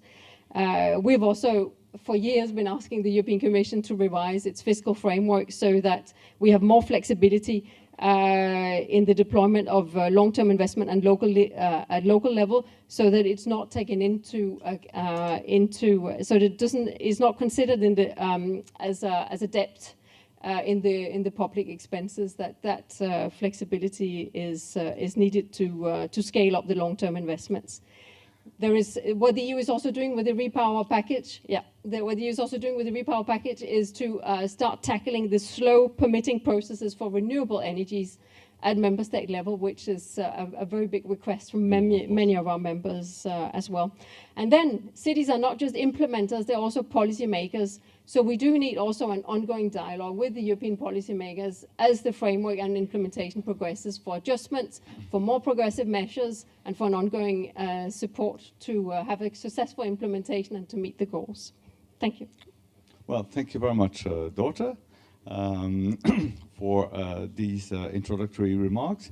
Lane, and then I'm promised Thomas and Chris will come back to you afterwards. It will be our time afterwards. Okay, thanks for giving me the floor, Adele. As said, I am here as a representative of EERA, the European research community, but also as head of the Department of Energy Research at Vito Energyville. And in the introduction and also central or in this manifesto is the role of the research community that we play is twofold. So we talk about generating new knowledge and applying it for the longer term, developing new technologies, novel energy technologies and so on, which will be more sustainable. But I want to focus my intervention here on this second role, more apply knowledge in the implementation, learning by doing, as we say, because this touches upon the more societal aspects of the energy transition as we go. And also in all roadmaps that have been published, like the one of the International Energy Agency about a year ago, but also we recently launched a new roadmap for net zero carbon Belgium last week. They all speak of a massive acceleration of energy efficiency, renewable energy and flexibility in the coming decade, the coming 15 years. If we won't be able to transform our built environment and our transport system towards a low carbon system, then we won't achieve the 2050 goals at all, because the hard nuts to crack are still on the long term when we talk about industry, long aviation and shipping and so on. These are the difficult sectors to decarbonize, but we do have a lot of technology already in the house to decarbonize the built environment, and that's what we need to do in the coming 10 to 15 years. For Belgium, for example, that means that we need to retrofit our homes at a rate of 3% per year. So the building stock should be renovated at that pace, while at present we have a rate of 1% per year, which is too low, of course, and so this needs to triple to be able to reach our goals to net zero carbon by 2050 for the whole energy system. Of course, based on the Ukraine crisis, the phase out of fossil fuels comes higher on the agenda. And in that context, I wanted to highlight a project that we embarked upon a year ago in our institute. And we were very happy that it was also awarded by Green Deal funding of the European Commission, because it's really on this short-term implementation. On our campus, which is a science park based on an old coal mining site in the eastern part of Belgium, we are renovating the adjacent neighborhood, which is a residential neighborhood of about 300 homes. It's a combination of 200 homes in a social housing district, but also a heritage district, which was also touched upon earlier in the introductory speech. The challenges of heritage buildings. And so we are renovating this district of about 300 homes to what we call a positive energy neighborhood.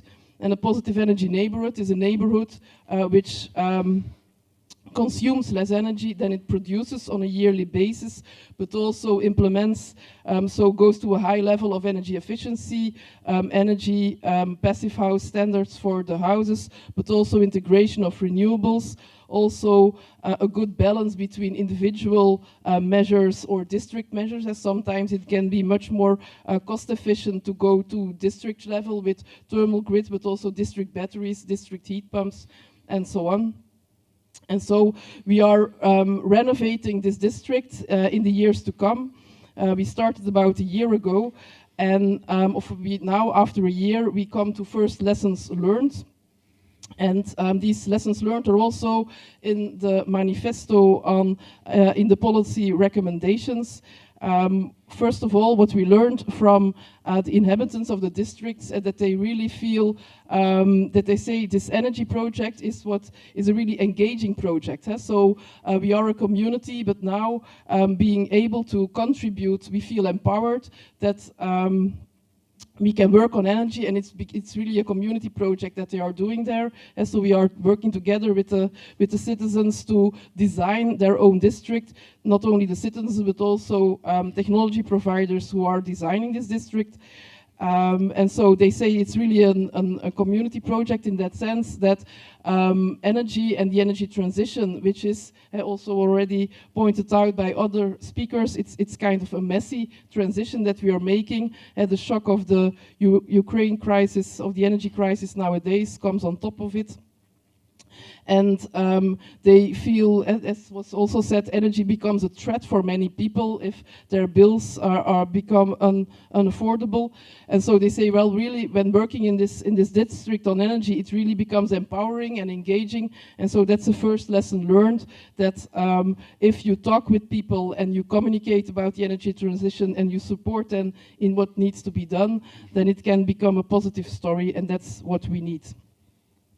Another lesson learned that I want to share, and we all know it, but energy poverty is real, is really real. And we started monitoring the houses. We do a pre-monitoring campaign, and we started censoring the houses. And one of the inhabitants says, yeah, you can put a sensor on my heating system, but I won't put it on this winter. And we said, yeah, well, it's going to get cold here. Yes, I know, but I can't afford. And so it's really, our researchers are working in this district and are really confronted with the fact that people won't afford to heat their houses during the coming winter, and that's really a lesson learned. And also for our researchers, an important, how to say, engagement, that they are really working on real stuff. And then a third one is, it hasn't been touched upon yet, but is the labor market. And of course, it's a bit out of scope when we talk about energy research, but there is a lot to do, and we need a lot of skills, and they are lacking at present. And so that's also something on the societal aspects that we learned, and that it needed to be taken into account on this transition. Thank you. Thank you very much, Leighton. I will now turn maybe to Chris. We've heard a lot about cities, so I'll turn first to Chris before going to Thomas. And maybe, Chris, if it would be possible, I would like to have maybe a perspective on the behavioral side regarding sufficiency and demand reduction, because we've spoken very much about demand reduction in the sense of efficiency, having more insulated buildings and so on. But I think a very important aspect, which was mentioned also by Mr. Olga-Vossat, is the fact that we need to reduce our demand globally, and this is not only about efficiency, it's about our consumption patterns at individual level. But the stage is yours, Chris. Thank you very much, and thanks indeed for having me virtually participate. It's great to do this. I may just close this down, otherwise I'm looking at myself. But yes, really great to connect in this way, and delighted to connect with EERA again. I've really enjoyed in collaboration with the EERA Secretariat in recent years through the Energy Shift project, as you alluded to earlier, and the new SSH Centre, and indeed with the E3S joint programme. So, yes, as has already been mentioned, I'm firmly a social scientist, as you've alluded to, interested in the people side of the energy transition. And so I'm going to try and sort of focus my opening remarks in, I suppose, maybe some general priority principles that struck me when I was thinking about this panel. Obviously, I can't be comprehensive, would never intend to be, but hopefully these principles may sort of spark some reaction and some reflections in the room. So I sort of wanted to point to briefly to eight points, and I'll walk through them. And indeed, I think you're right, Adele, in that across all of these, what is really important is demand. So I think more generally for research innovation, for policymaker activities, focusing on energy demand is critical. Energy, after all, is just a means by which we all live our lives. And so actually, it's as soon as we go into the energy demand issues, I think the social side of things are even more of a priority than they would be otherwise. So if I could walk through my 8 priority principles, and I will definitely be brief on these. Number 1, I think it's important to accept that some initiatives will fail and that failure is okay, and it's important to normalize this and share this. We've got a lot to do. There's been a lot of talk so far on the urgency. This is completely correct. But obviously some things won't work out, and we need to learn as we go, as has already been mentioned. Learning by doing is so important when we're trying to do these innovations. And perhaps as the next speaker, Thomas, will allude to with the net zero cities, which are a big focus on experimentation, I think as soon as we're thinking about pilots, demonstrators, either on the energy demand side or the energy supply side, there's a lot of talk about learning here, but what is it precisely that we're learning? Who's learning what and how and why and for what purpose, and how can this feed into future solutions? Number 2, upscaling of small scale and single initiatives are difficult and aren't always guaranteed.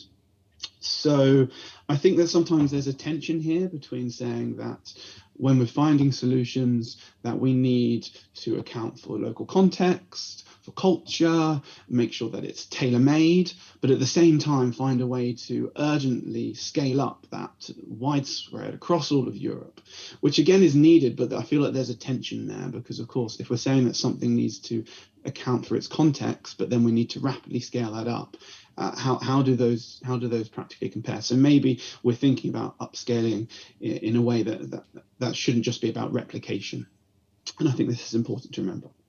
Number 3, I mean, I've already been talking about innovations, but let's remember that many existing solutions, especially technologies, already exist. The keynote nicely demonstrated this with regard to energy demand, actually, and around how there's the tech already available to really easily halve our emissions. I think this is central to energy efficiency and renewables. We already have the tech, so it's not necessarily a matter of new innovations. It's a matter of trying to move forward with what we've got and existing knowledge and tools.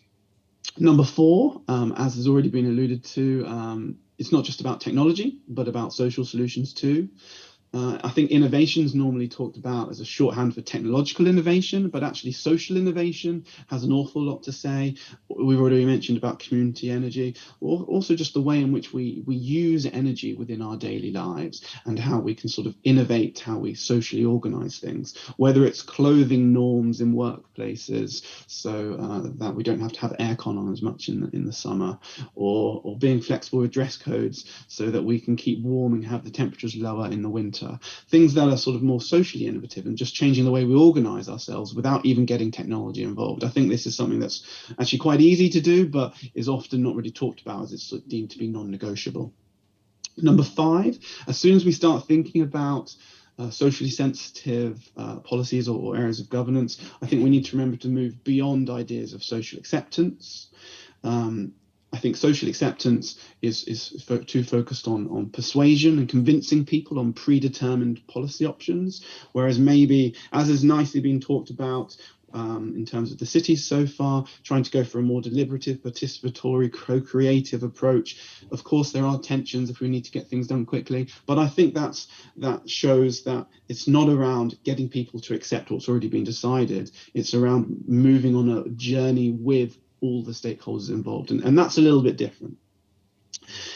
Number 6, let's remember the limits of information provision. I notice in the EC policy documents for these areas that they talk a lot around informed choices, comms activities, information provision, making sure that people understand how important it is to save energy.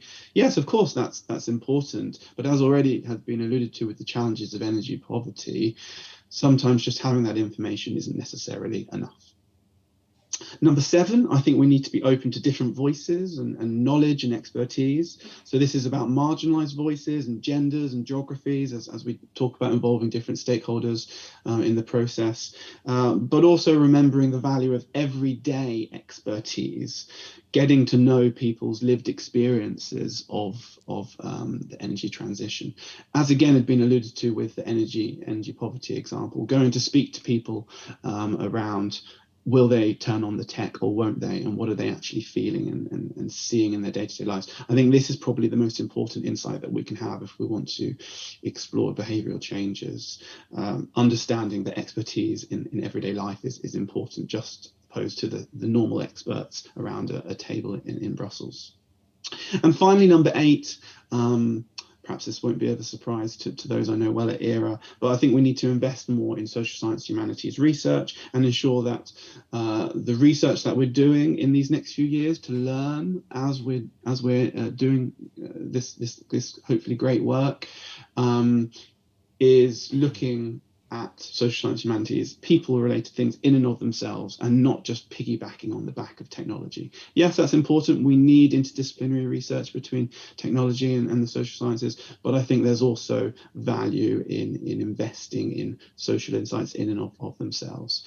And I know that this is something that EERA have been really supportive of too. So those are my 8 principles to throw out into the room, and happy to discuss more. Thank you. Thank you very much, Chris. I turn immediately to Thomas, and Thomas, you're here with a dual hat. First, Net Zero Cities, but you're also a member of Kick Climate. So the stage is yours to give your opening comments. Please. Thanks very much, Adele, and thanks for the speakers, your previous comments. I'm going to apologize for my frog-like voice, but I have a little bit of a cough, and hopefully that won't be too disruptive. I put together some slides just because sometimes it can be a little difficult remotely to convey all the messages. So I wanted to just use this quite quickly. I'm also going to put myself on a timer so I move along very fast. So I am here on behalf of Climate Kick as well as Net Zero Cities, which is the platform of 33 organizations working with the EU to implement its mission of climate neutral and smart cities. They've identified 100 EU cities and another 12 from associated countries who are striving to use innovation-driven initiatives to achieve climate neutrality by 2030 as a precursor to helping all cities in all of Europe achieve climate neutrality per the European Green Deal objectives. Next slide, please. Let's just go ahead to the next one. I apologize. And you can see a map here of where the cities are to give you a sense of the geographic spread of the initiative and who we've reached, et cetera. Net Zero Cities is a platform to support this mission. So we have several components I won't get into in terms of organizing services, tools, resources, providing direct support with very specific expertise to help cities on the very difficult structural, systemic challenges and barriers that they face. We've talked to the cities quite extensively and been working for about a year to build out and begin operating this program.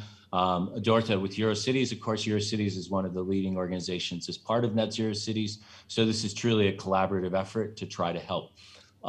It really also is worth mentioning, this is about helping use innovation methods to help solve large, big social or societal objectives, and very much fits the idea of the mission innovation as a concept.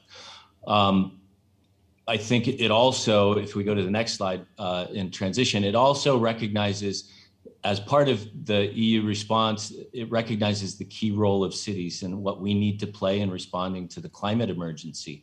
And of course, now we're talking about layered emergencies related to war and security and emergency price shocks and supply changes, et cetera. So we have a very layered set of related crises that we're responding to here. And one of our challenges with the mission is how can we respond in a way that solves for both of those emergencies in a simultaneous or or systemic way, recognizing the cities have a unique role to play here. And if I summarize that in the very simplest possible terms, I think the city role is one in which policy, scale, and capital all come together to deliver on the sort of systems that we need to work the way we need to work them, work for our overall objectives. Cities do that for many infrastructures, water, sewer, mobility, et cetera. And we have a role to play that's more formative in the energy systems transformation than perhaps we are. And to do that, however, it requires us to look at policy and governance, implementation practices, culture, social innovation, participation methods, finance and business models, as well as strategic learning as fundamental to the way we approach this problem and these issues.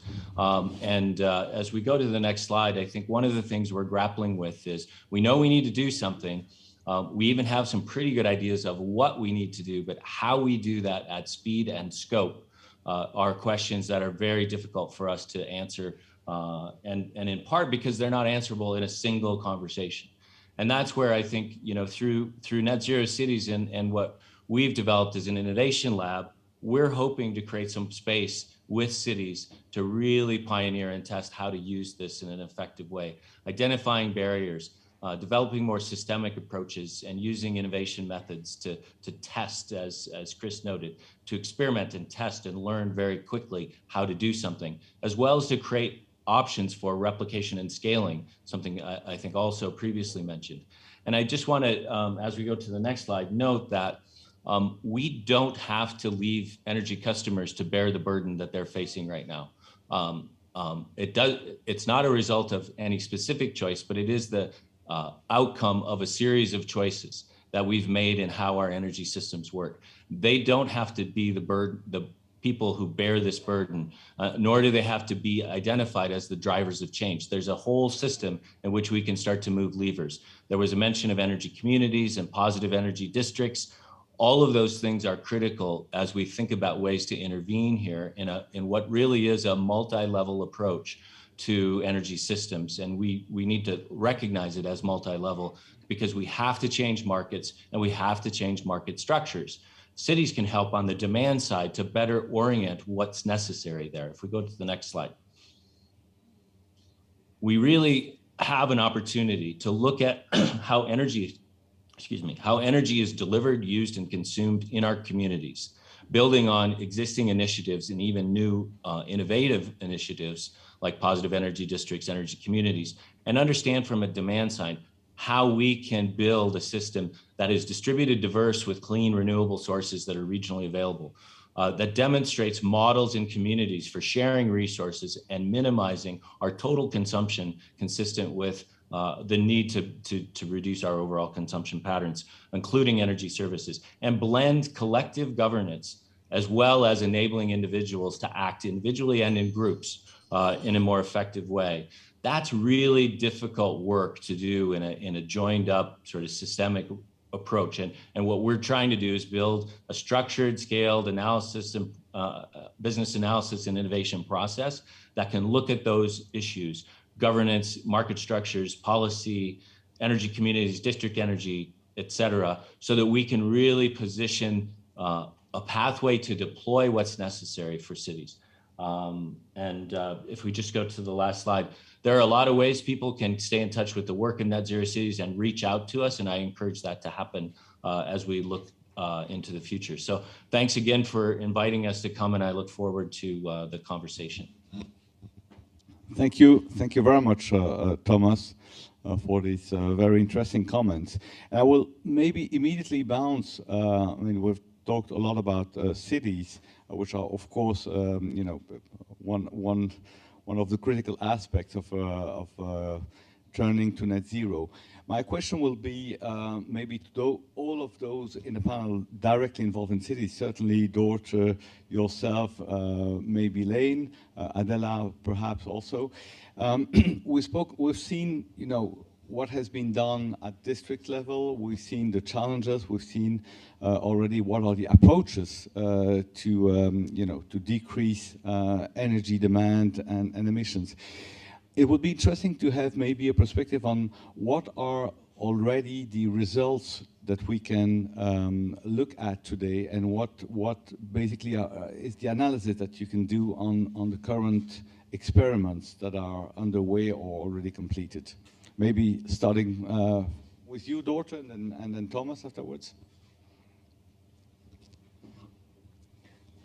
Yes, I was hoping you were going to say, let's start with Thomas, because I think he's closer to those experiments with the Net Zero Cities project. So I think it's important to look at the cities that have made it happen already, I think. And we see some cities that are really, what we have now with these 112 mission cities that are supported through the Net Zero Cities platform, is this sort of front train for Europe. And in that group, and also in our membership in Eurocities and similar organizations, the cities are at sort of very different stages of the path towards climate neutrality. But some cities are closer than others, and this relates also, I think, to some of the useful tools that we can look at to support those that are still sort of really just getting onto the path. And I think so. For example, take the city of Lahti, who is the Finnish city. It's not the biggest city of Europe, incredibly ambitious city. It doesn't have the most sort of favorable geographic location either to make things happen, but they have done a lot in terms of being sort of European Green Capital City, now one of the mission cities. They've moved on to sort of move through a whole phase where they've transformed their energy systems, and now on to sort of, okay, let's look at our green jobs, and that's the next step for us. How do we create labor? How do we create jobs and have the right skills for going even further? And we now have the people that was formerly employed by the city of Lahti and make this happen. They're now part of these sort of experts that the Net Zero Cities are deploying to the cities that are part of this elite group. And these cities, this is the real sort of one of the great tools, I think, of the Net Zero Cities project, that you have this sort of real expertise that is deployed to the cities, where it's such a reassurance from those cities that are further behind on the path to say, okay, we'll have somebody who knows how it's done, who knows which bolts we need to turn, that we can then learn from. Because the capacity in many cities to really get started, I think, isn't enormous, and the task, it can be quite daunting. Although even if there is political leadership, there is agreement and popular support for the longer term goals, the day-to-day work still needs to be done with some hands-on, with some capacity as well. But Thomas might have something a bit more details to say about Thank you very much, Dorte. Thomas, and I would ask you, Thomas, also in the question, maybe sub-questions, to what is your what is your experience in terms of, identifying, not pushing beyond the borders of the district or the cities, the emissions, because this is always a problem, externalizing. It's easy to get to net zero if you externalize from your perimeter the emissions, and we know that this was one of the key issues in defining what is a positive energy district, what is a positive city. So that's one element. The second element maybe of reflection is to what extent the experiments we're having today are easily scalable and replicable on the larger scale, because we know that 100 cities or it's just a drop of water in the ocean. But the stage is yours, yeah. Right. So maybe a couple of quick things. If I tackle the first question, maybe I would say, about 15 to 18 years ago, I had an opportunity to help a city lead the process of creating a neighborhood energy utility, where they were looking at climate neutrality as the outcome. And it was an intensive learning process that forced the city to grapple with several aspects of its planning, its policy, how it approaches capital and development, planning and financing with projects, And it was an extraordinary learning effort in which several innovations had to happen. And I think one of the key takeaways from that is, if you're engaging at a district scale or community scale, I think you can use those words to capture the same intention here. You're creating a simpler pathway to decarbonization or responding to a crisis like we're facing right now, rather than thousands of individual uncoordinated decisions. You've got a platform to bring those stakeholders, businesses, and individuals together and look at a shared decision-making that's going to allow them to move forward faster and more effectively. And they can look at what needs to happen immediately and what can happen over time, because sometimes you need to deploy technology in phases to get to the ultimate outcome. And if you force yourself to try to do too many things simultaneously, it ends up collapsing of its own weight. So there's a little bit of innovation process, as well as understanding the model for innovation in terms of how that works. And just to the second question, from the perspective of net zero cities, you know, the cities were only just identified late in the spring, and so they're early in their process of what the mission has laid out. But what I can say to you is, from the years of investment in innovation projects at the EU and the learnings of cities globally around how to do things better, what I would say is most salient right now is taking those innovations like energy communities, positive energy districts, new financing tools, new policy initiatives, and bottom-up strategies, and really putting them together in one place, one community, and saying, how do all of those little levers work together to move the big levers of transformation? Because a positive energy district exercise by itself will struggle to do everything that's necessary. Similarly, energy communities, as they've emerged so far, would struggle to do all that they would need to do to respond effectively. So it's bringing those things together and creating a process by which that happens. That takes resources at the local level. It takes surrounding folks with a lot of capability to tackle these things in a more integrated, harmonious way. And it takes sustained political leadership and institutional leadership, because oftentimes political leaders are very gung-ho to do things, but the institution themselves struggle to match that level of rhetorical leadership with action. And so we need to pull all that together. And I think the mission really envisions trying to do that. And if we can find, in the very short term, a handful to a dozen cities who really want to take this to the next level, I think that's where something like an innovation lab in the mission can be extremely useful in accelerating our response. Thank you very much, Thomas. We're aware of the time.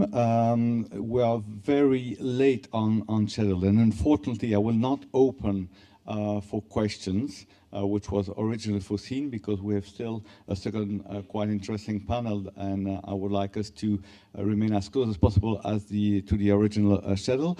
I would like, before closing this panel, maybe to give the opportunity to each of the panelists very shortly, just please 1 minute at the max. I would like you maybe to give us your view on what is the single most important issue that you would see in achieving the objectives of Repowering EU as they are stated today. And maybe I will start by Lane, if you agree. It might be no surprise, but I still agree with recommendation number 1, which is also in the manifesto, saying communicate about the transition, engage citizens into the transition, don't neglect the societal aspect of it, and the fact that about half of the people can't afford the renovation which is needed, because if we are losing people in the energy transition, we will never be able to shorten permit periods and so on, and that's what we need when we have to make this acceleration in the coming decade. Thank you very much, Lane. Maybe Adela? Okay. Thank you very much. Yes, yeah, you don't need the microphone. Now it should work, yeah, thank you. So what I would say, going also back maybe to what I have mentioned at the beginning, I think for me the most important is fairness. And the fairness question is more important now than it was ever before, because we have an affordability crisis. So when it comes to demand reductions. The higher the income, the higher the scope to reduce demand. When it comes to access of energy efficiency and renewables, it's the opposite.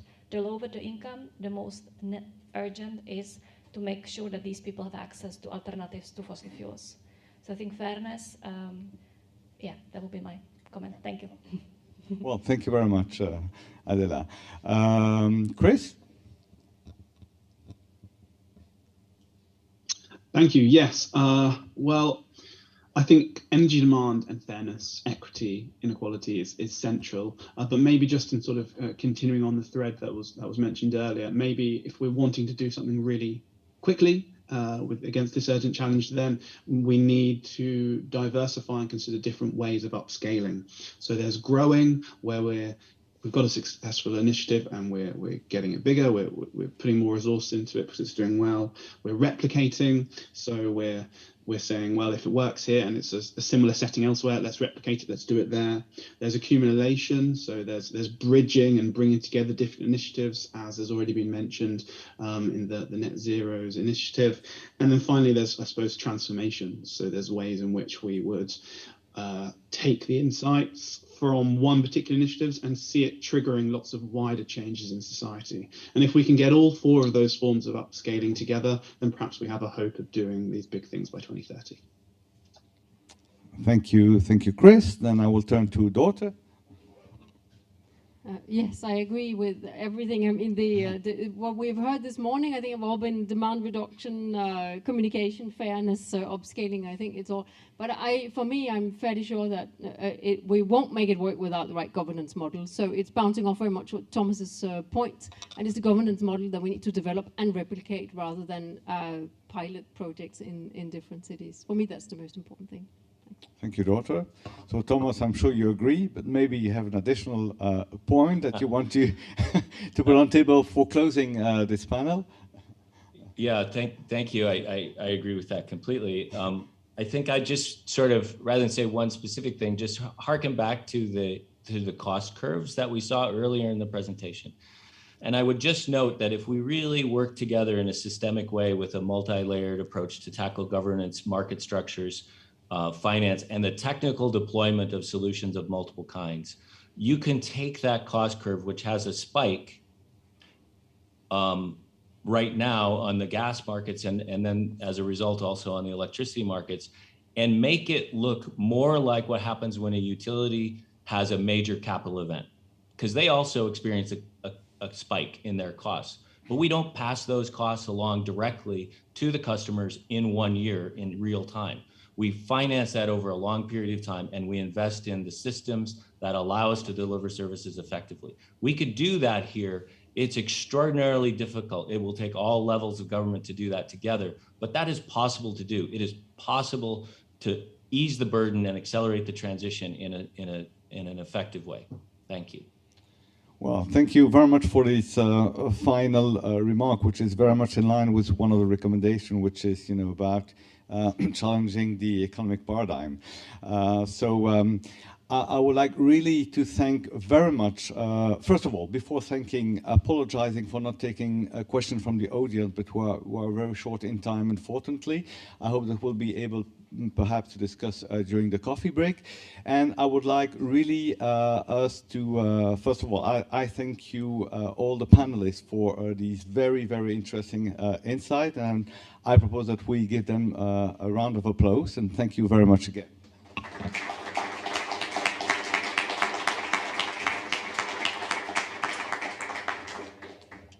So we are now ready for the coffee break, and we would like to reconvene at 11:20, so in 15 minutes sharp. Thank you very much.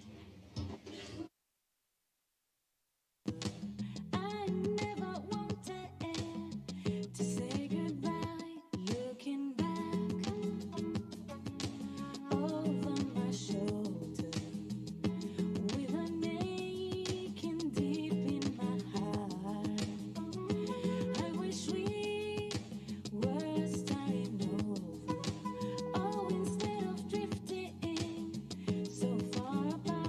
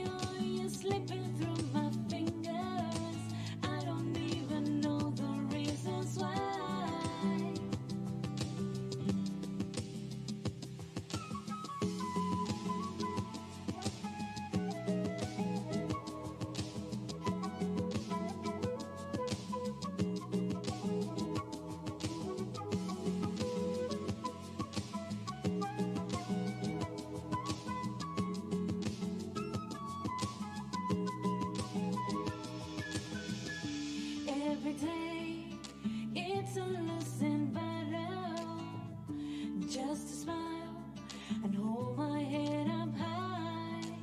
And could it be that we belong together? Baby, won't you give me one more try? Looking back over my shoulder, with a naked deep in my heart, carry me up deeper and deeper, fills me with a sadness that I can't hide.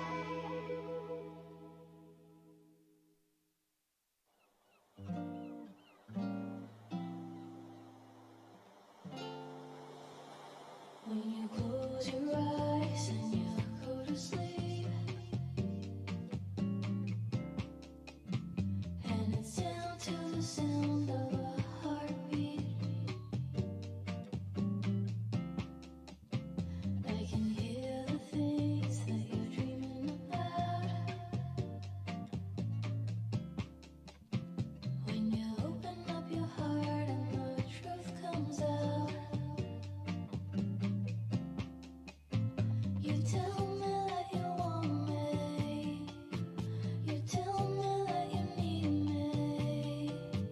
You tell me that you love me. And I know that I'm right, 'cause I hear it in the night. I hear the secrets that you keep. When you're talking in your sleep, I hear the secrets that you keep. When you're talking in your sleep, when I hold you in my arms at night, don't you know you're sleeping in a spotlight? And all your dreams that you keep inside, you're telling me the secrets that you just can't hide. You tell me that you want me. You tell me that you need me. You tell me that you love me. And I know that I'm right, 'cause I hear it in the night. I hear the secrets that you keep. When you're talking in your sleep, I hear the secrets that you keep. When you're talking in your sleep, I hear the secrets that you keep. When you're talking in your sleep, I hear the secrets that you keep. When you're talking in your sleep, when you close your eyes and you fall asleep, everything about you is a mystery. You tell me that you want me. You tell me that you need me. You tell me that you love me. And I know that I'm right, 'cause I hear it in the night. I hear the secrets that you keep. When you're talking in your sleep, I hear the secrets that you keep. When you're talking in your sleep, I hear the secrets that you keep. When you're talking in your sleep, I hear the secrets that you keep. When you're talking in your sleep.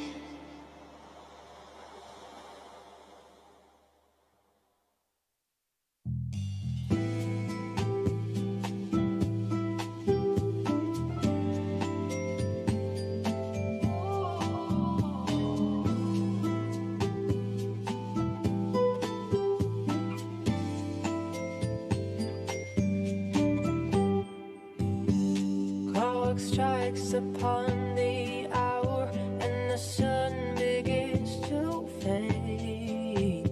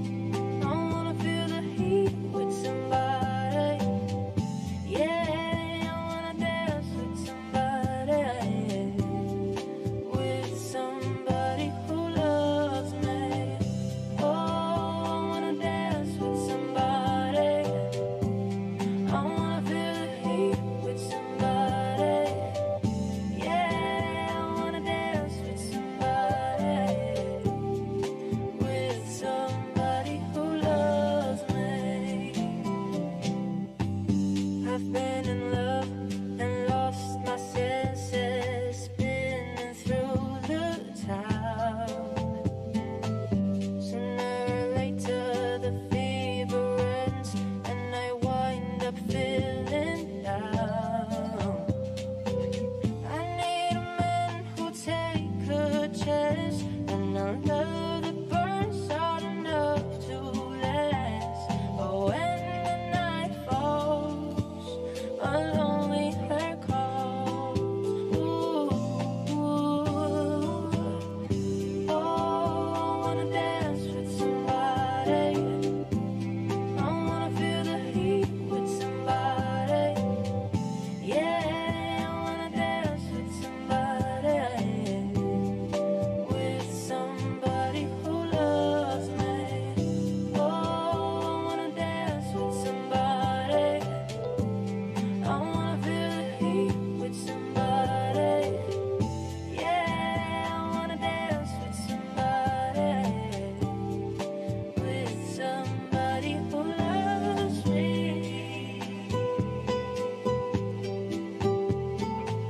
You wanna dance, you wanna dance, wanna dance with somebody. You wanna dance, you wanna dance. I need a man who'll take a chance on a love that burns hot enough to last. So when the night falls, a lonely heart calls. Ooh, oh, I wanna dance with somebody. I wanna feel the heat with somebody. Yeah, I wanna dance with somebody. With somebody who loves me.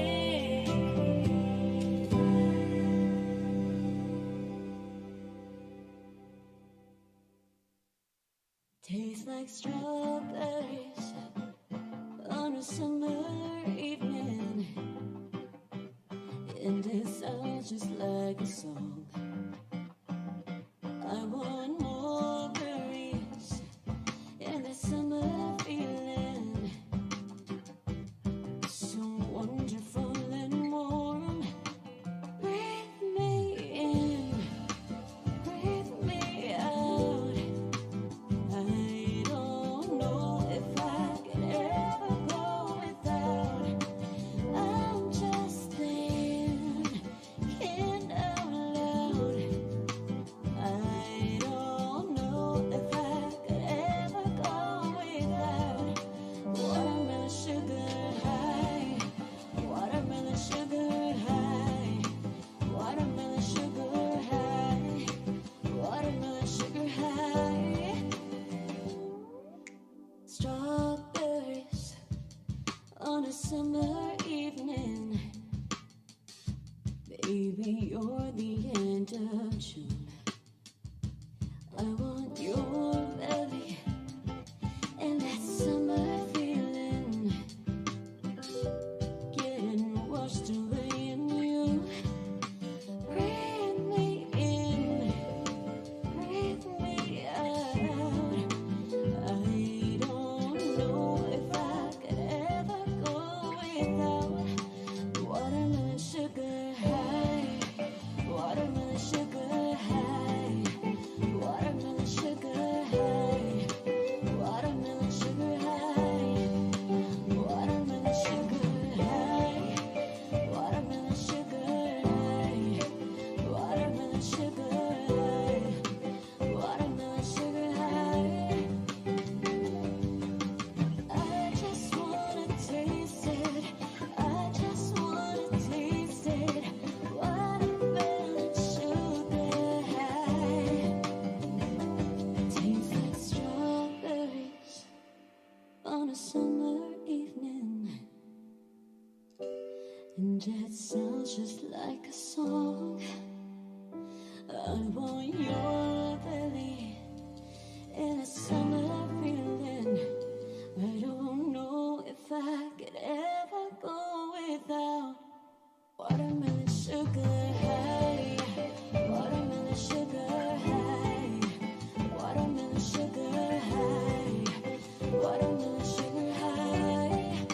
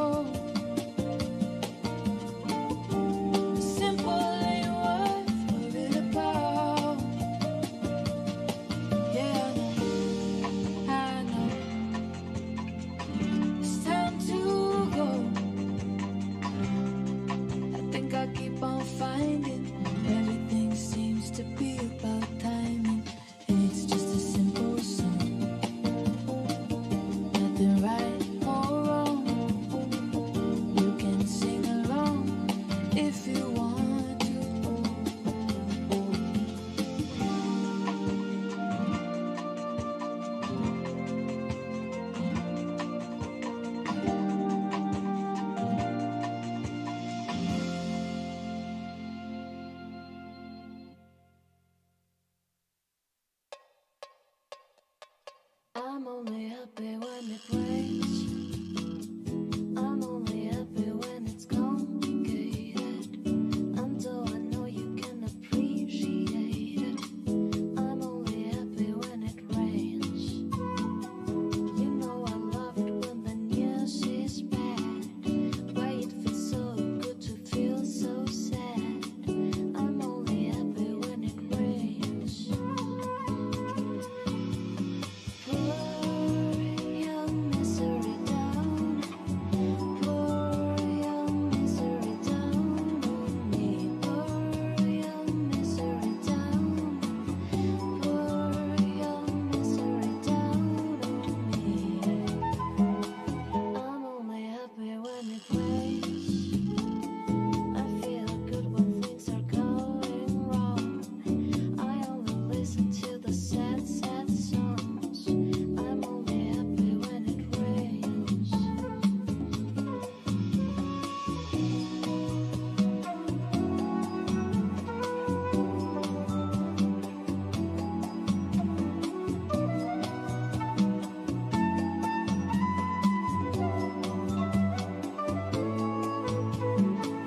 I only smile in the dark.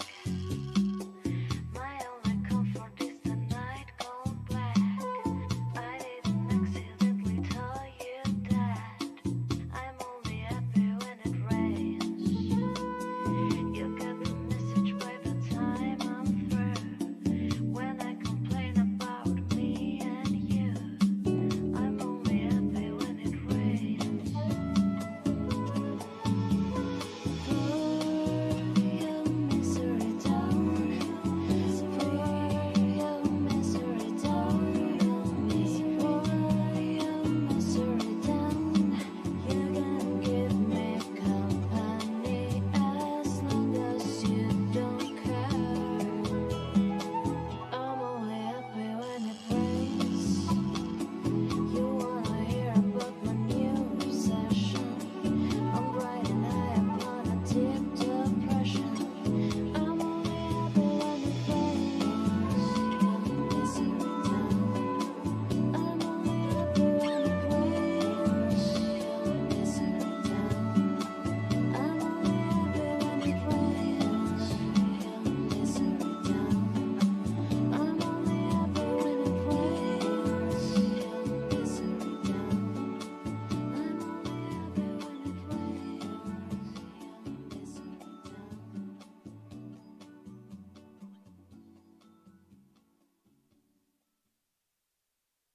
Say hello to the girl that I am.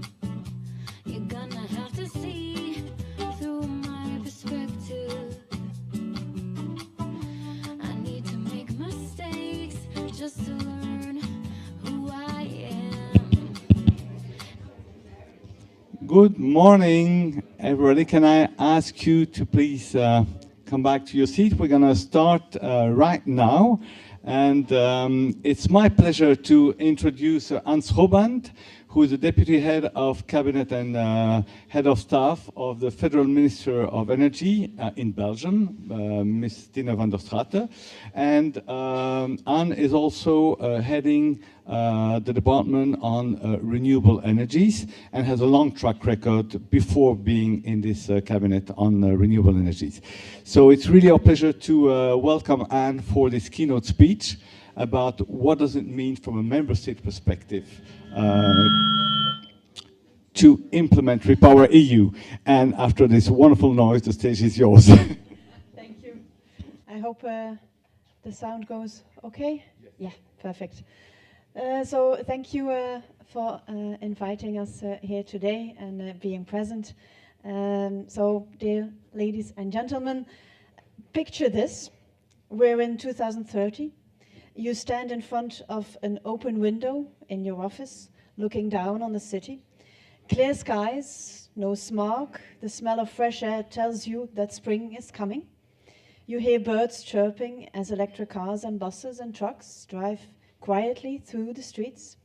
And you vaguely remember that only few years before, you would have never opened the window during rush hour because the air was too full of dust from diesel and exhaust gases and the sound of motorized vehicles was so loud you could barely concentrate.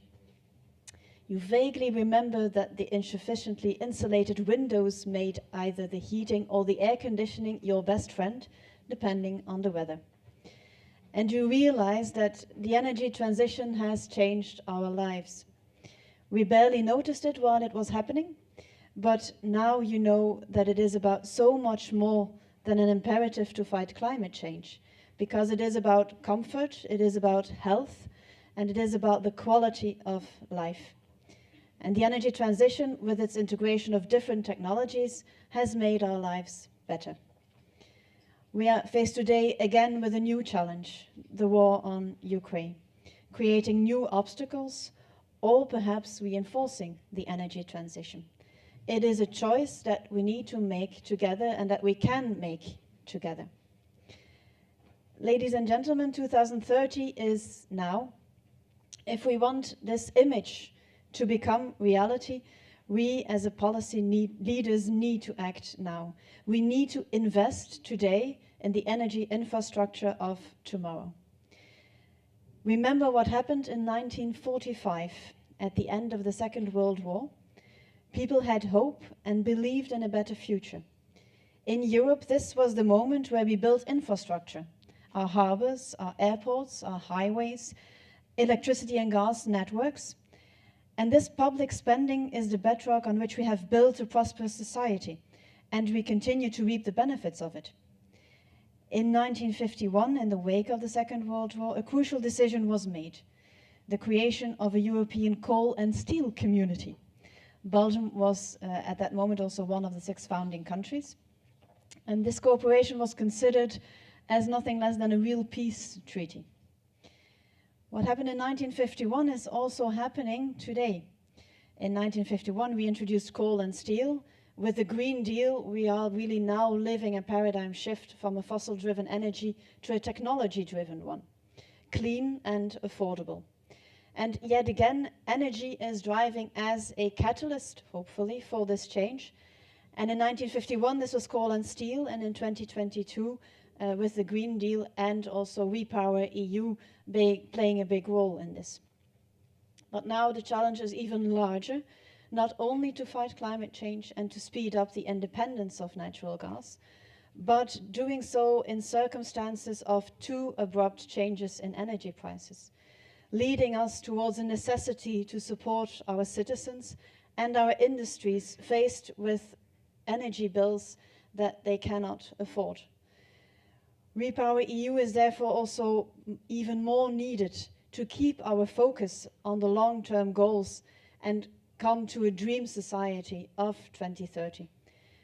Because despite the need of the support that we need to give to fossil fuel energy currently because of this situation, these circumstances can also be used as a leverage to speed up the energy transition, to look for long-term sustainable solutions with technologies already known, but hopefully and certainly within this audience, even with technologies not yet known.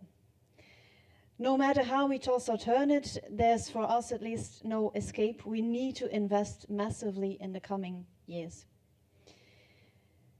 A megawatt hour saved is a megawatt hour not paid. Energy efficiency is one of the most crucial cornerstones of our energy independence.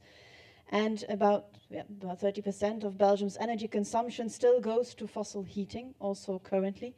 So saving energy is the only real long-term solution, combined with integrating new technologies as district heating, heat pumps, and the debate of this morning was certainly about those elements. The solutions are there, the technologies are there, but the barriers are often not technical.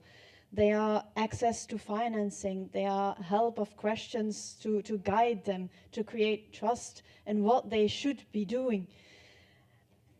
For example, the renting versus owning houses is a big challenge. Landlords need to invest in measures which do not bring a profit to them, and they only see the cost. Owners have problems finding the financial means and getting the right information. we hope actually that from a European perspective, the Social Climate Fund can be a very important tool in helping families and businesses to have access to financial means to react to these investment incentives and higher costs, but perhaps can also be a bridge in helping closing this gap between renting and owning, which is causing, from a policy perspective at least, quite a big hurdle to get technologies introduced into this market. Also, access to renewable energy generation is key, and therefore the EU has introduced also the concept of renewable energy communities, also in the debate this morning. They will play a crucial role in the energy transition and create an environment to get everybody on board, to create this environment of trust, and important to take our own future in hands in joining forces, because as a government we cannot solve this energy crisis alone. We need to do this together, and everybody needs to play its role in that. So we need to support our citizens and industry in these times of extreme energy prices, leave no one behind, while keeping this focus on more structural solutions and the climate goals, and do not forget it, certainly at these times. Similar challenges we see in the transport sector, about 20% of our energy consumption also in Belgium. Of course, using more bikes, which a lot of us rediscovered at COVID times, is a good evolution, but also investing more in public transport, electrification of transport, and then a step further also cars and trucks on electrification, perhaps even heavy duty and marine transport going to hydrogen. But again, also here for us, infrastructure is the key to make these charging stations and to make them also smart, because they will help us to meet the future challenge, to build the flexibility, to build a sustainable electricity grid. And then, of course, also here electrification being the key, access to renewable electricity is, of course, one of the focus points. And Belgium's strategic advantage is not the resources. We don't have the presence of raw materials. We don't have mountains for hydropower or oil and gas fields in our subsurface. But we have something else. We are a land of pioneers. We have expertise and passion, and we are not afraid to use it, and we are not afraid to innovate, as certainly some of you here present can justify, or testify, sorry. In offshore, we are the 6th country worldwide as a small country, the 2nd if you count in capacity per inhabitant, which is a number I like to use, of course. And by 2030, we will triple this capacity offshore to almost 6 gigawatts, searching for even more space to allow us to go to 8 gigawatts in the North Sea, because it is critical for our energy independence. As part of the Belgian post-recovery plans, we will create also the first island in the North Sea. This island will serve as an energy hub, not only to connect the new wind farms at sea, but also hosting electricity interconnectors, so a real hybrid connection to connect us with other countries such as UK, such as Denmark, perhaps Norway in the future. And with Denmark also connecting 2 pioneering islands together, and really trying to take this challenge on with a combined number of countries around the North Sea. So yes, our energy island is certainly not an oversized island, but it is a realistic project with a clear view on who will invest, what it will be built for, how we will build it. We try to make this a practical approach, because we need to get starting building on this offshore network. We need to stop making only plans. We need to start building and having concrete realizations. And this was also the aim with our recovery plan.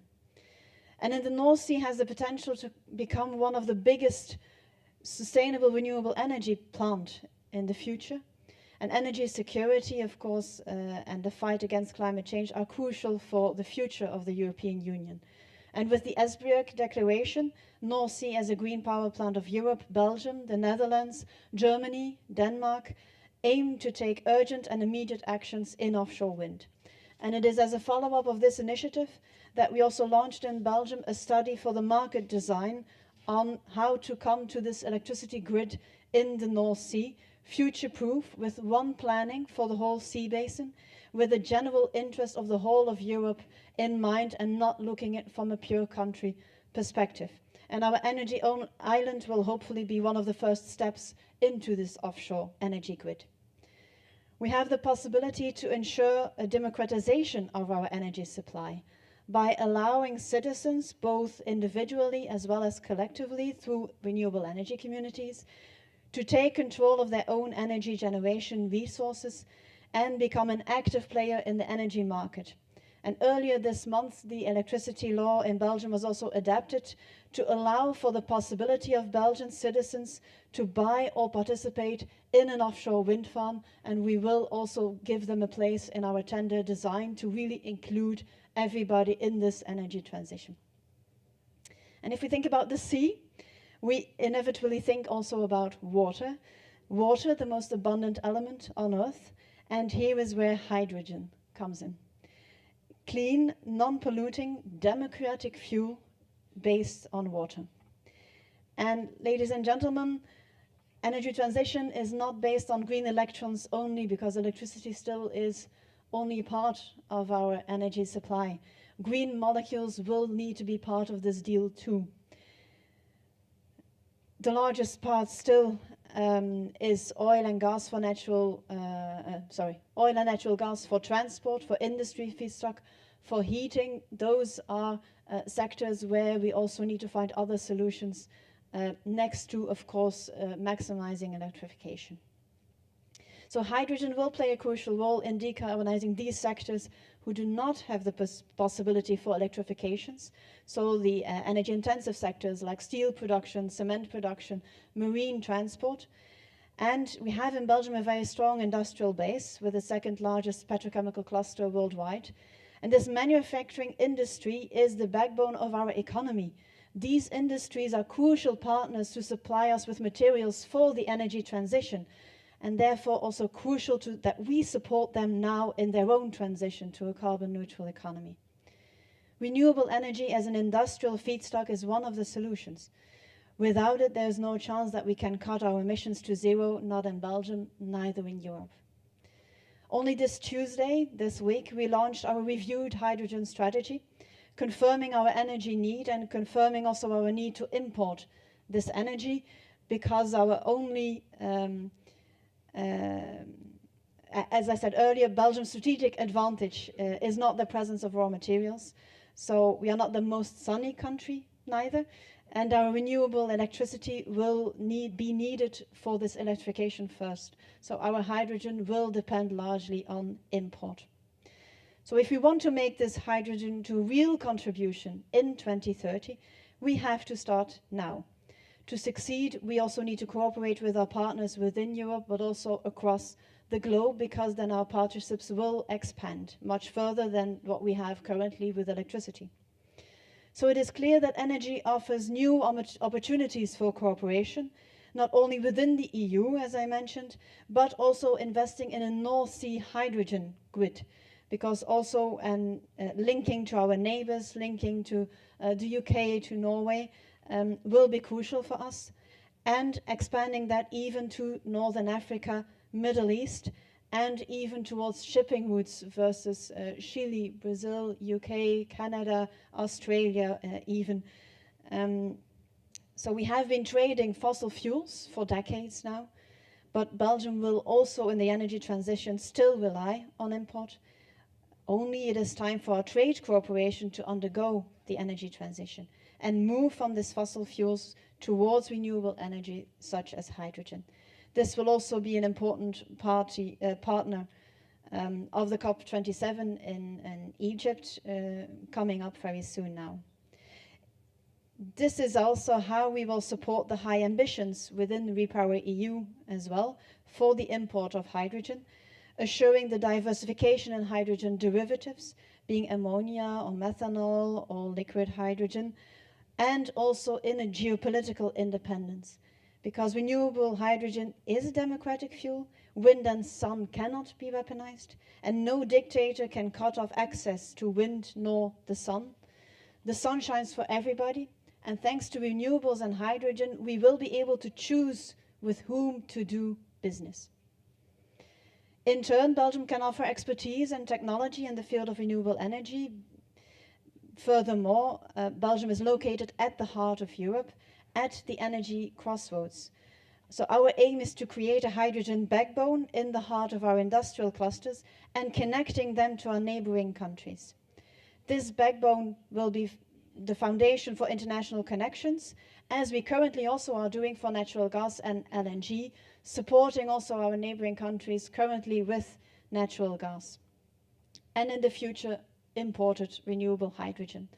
And therefore, infrastructure for us is not a business case. It is not market driven for us. It's a necessity for our future security of supply. And that is why we are investing in infrastructure.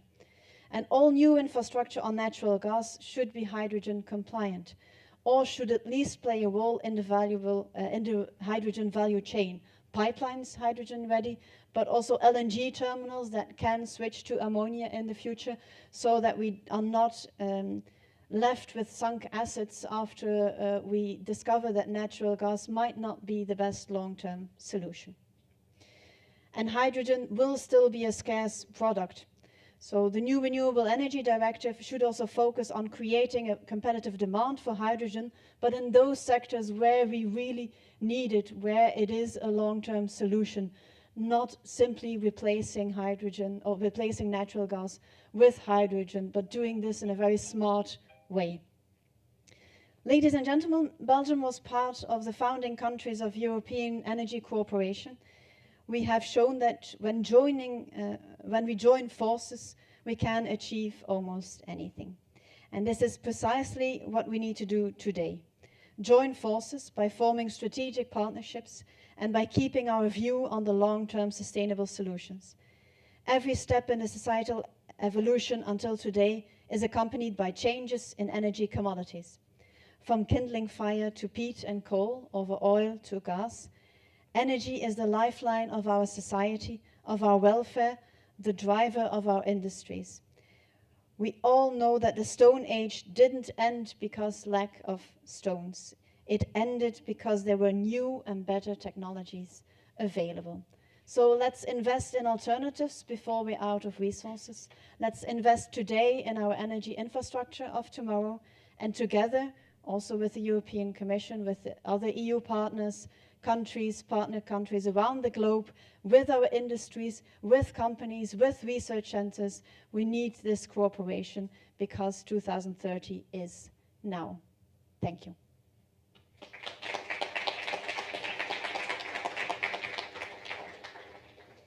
Thank you very much for this very insightful keynote speech, and I'm sure it will be used as a feedstock for a discussion we're going to have in the panel discussion now. So thank you very much again for your remarks.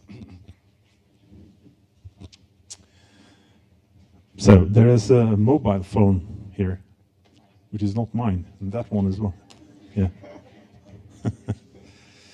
Okay. So that was quite an inspirational talk there from Hans Robant, and I must say that it's really resonated with many of my ideas about the North Sea and the possibilities which are there, not to mention the future of hydrogen and the infrastructure needs where we need in Europe. And also the solidarity which was pointed to with interconnectors and so forth. European countries are very much connected together and need to think as that as well. So we're now entering into the panel discussion number 2. I mean, the panel discussion 1 is talking about the societal issues and SSH issues in the energy transition. So for this panel, we're going to talk about implementation knowledge, the missing link for making possible the REPowerEU objectives. And for this panel, I'm happy to invite people, which I hope are in the audience now, to take a position here at the panel. And starting off with Rosalinde van der Vlies. There you are, right. It's great to see you. Good. I suggest the second seat, yeah? Yeah. Rosalinde, which you probably know, she's Director of the Clean Planet in DG Research and Innovation in the European Commission. Now we also have the pleasure of having Michael Hübner with us from Austria. I believe he will be online. Yeah. I hope you can hear me. I can hear. Oh, there you go. Right. Hi, Michael. Good to see you. Hello, everyone. I hope you can hear me. Yes, we can, although not very clearly, but I hope we can tweak the technique here to make that work. I mean, you have a really long title, you know, Senior Policy Officer, Austrian Federal Ministry of Climate Action, Environment, Energy, Mobility, Innovation and Technology. That's quite a tall order, I'd say. So welcome, Michael. The next panelist is Baptiste Bouet, which is Director of the EU Business Unit of EIT InnoEnergy. I suggest you take place besides Rosalinde. And the last panelist will be Mr. EERA, which is the Secretary General. Actually, I'm really happy, you know, because I was told that François could not make it, but I see you have run to get here. So, François Gemin, really happy to see you here, author and director of the Hugo Observatory and University of Liège, and well known in the public debate. So that is setting the scene for this panel, which I said, which will have focus on technology, and we will run this with 5-minute interventions from each of the panelists, and then we'll entertain into a discussion. And I'll invite you first, Rosalinde, to give your presentation. Do you want to? Yeah, fine. Oh, I can also stand if you want. What do you prefer? Oh, okay. Please. Great. And I'll sit beside you here. Great. So, good morning, everybody, and let me first thank EERA, or EERA, as we sometimes also call you guys, not to confuse with the European Research Area. I mean, we just love acronyms, don't we? For organizing this event. It's a real pleasure to be here. And let me also congratulate you on this manifesto. I think this is really extremely useful, extremely well done, and extremely timely. So really congratulations with that. And I don't need to convince all of you of how important it is to really join forces and really to see how we can all give power to the Repower Action Plan of the European Union, because we live in times where we need to move forward fast together, not only to make sure that our energy is sustainable, but also secure and safe. And of course, it is high time that we make sure that we will be independent from imports, especially from fossil fuels from certain parts of the world. So I think the Repower Action Plan is really a very good opportunity for all of us to join forces in this transition. And I think it's very important to underline that the REPowerEU plan is fostering sustainability, but also competitiveness and security. And in this way, this is really an encompassing action plan for the whole of the European Union that is complementing our European Green Deal and, of course, our Fit for 55 package that makes sure that also our regulatory framework is really supporting the green transitions for the European Union. So I want to underline the fact that it is very important that we support this energy transition from the research and innovation perspective, and that we cover the entire value chain. And when it comes to the production, in particular of renewable energies, we have set in place several strategies, specific strategies in the European Union, both on the offshore wind energy and more recently also on the solar energy. But I think it is very clear that what we want to do is, first of all, to become more efficient with our energy, but then also, of course, to really increase the production capacity of the European Union. And for this, research and innovation still plays a very important role, even though many technologies, of course, already exist, but also to make these technologies even more efficient so that we can reduce the costs even further, because we want to make sure that sustainability and competitiveness basically go hand in hand.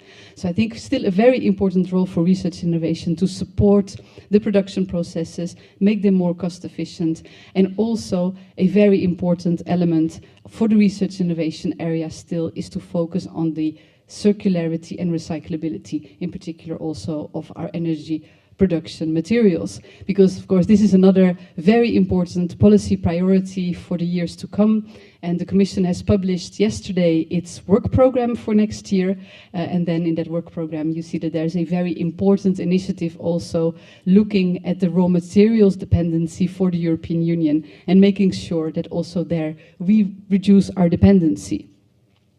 A very important other action part of the Repower plan that I want to highlight, where also research and innovation plays a very important role, are the hydrogen production, because we have basically agreed that we want to significantly also increase the production of hydrogen in the European Union with 10 million tons, and then we also want to import an additional 10 million tons from outside the European Union. But there's a particular emphasis on hydrogen valleys. And for the hydrogen valleys, the Repower plan has made available an additional 200 million euros to make sure that we can roll out hydrogen valleys across the European Union. And why has these valleys given particular attention in the Repower plan? This is really because of the fact that these hydrogen valleys not only support, of course, our clean energy transition, but also play a very important role in reaching and strengthening the local communities, because these hydrogen valleys are really independent hydrogen ecosystems that should also involve the local communities in the rollout of the entire hydrogen value chain. So I think we have great opportunities here, and this is also why we have decided that we want to revamp the SET plan, the Strategic Energy Technology Plan. At the moment there is a public consultation open, and I'm sure that you all have already sent in your opinion. If you have not yet done so, please make sure you do it before beginning of November, because I think this is really a great opportunity to revive the SET plan and to make sure that the SET plan is also fit for purpose to repower the EU. And what do we want to do with this revamping? Because we think the SET plan is extremely good. And what I like about the SET plan is that it's concrete. And it has many implementation working groups with very concrete targets. And this is also something that now, of course, we are doing for the European Green Deal with the Fit for 55 packages. It's extremely concrete targets of where we want to go by 2030. And I would say that basically the SET plan was also an inspiration source for the mission approach that we have adopted in Horizon Europe. The issue with the SET plan, despite the fact that it's so concrete, is that I think it is too concrete. I had a boring moment over the weekend and I started counting all these targets of the SET plan, and I counted more than 100. Now, of course, if I have to explain to my commissioner or to the commission president what is the SET plan doing, and I have to talk about 100 specific targets, this is a bit much. So I think we have an opportunity now to focus the SET plan a bit more around some mission-oriented cross-cutting priorities to which the different groups can then contribute. And of course there are many candidates that could feature as, you know, what should be kind of like the overarching cross-cutting priorities for such a SET plan. And of course in the Commission we have a few ideas about this, but I think it will be very, very important also to hear from you what you think should be kind of like the overarching cost-cutting priorities that the SET plan and all the groups working on the SET plan could focus on. Another very important issue for the SET plan revamp is, of course, the societal dimension, and linked to that the skills. And it's not by coincidence that next year will be the European Year of Skills, which was announced by our President of the Commission in her State of the Union speech. So I think that would be also a very important refocus of the SET plan to bring more up to the front the contribution to the skills development in the energy sector that a SET plan can be making. And then the third issue that I wanted to mention here is on synergies. And I think many of you have already been hearing me talk about synergies for the past almost 2 years now. And some people get a bit tired when, again, I mentioned the S words. I had some colleagues who say, okay, you're going to speak today, don't use the S word. Well, I'm sorry, colleagues, I've done it again. Synergies. And why am I still talking about synergies? Because I'm a firm believer that if we really want to accelerate, if we want to move forward faster together, we need to link up different initiatives. And when I talk about synergies, I love the word because you can do so many things with it. I think first of all, we need to look at the governance structures of the set plan, because there are many different groups active. I do think we need to look at the whole architecture again and to see how we can better link up the different activities in order to accelerate further. But also, of course, synergies between different instruments. And I'm really happy we have Baptiste here, for instance, because I also think, for instance, the EIT, energy is doing extremely wonderful and important work. And it would be great to see, if we can further strengthen these activities, not only with the set plan, but also with the work that we are doing under Horizon Europe and its partnerships. And I think in the end, what we want to do is really to strengthen the links between the research, development, deployment, to make sure that we can really have a very smooth pipeline of projects, of innovative solutions that can then reach the market, can be scaled up, and also can become a competitive advantage for our European industries. So I think there is a lot of work ahead of us. I will stop here if that's okay. And I'm very much looking forward to the discussion. But let me conclude again by congratulating the ERA for the wonderful work done so far, and in particular with this very, very important manifesto. So big congratulations and looking forward to the discussion. Thank you.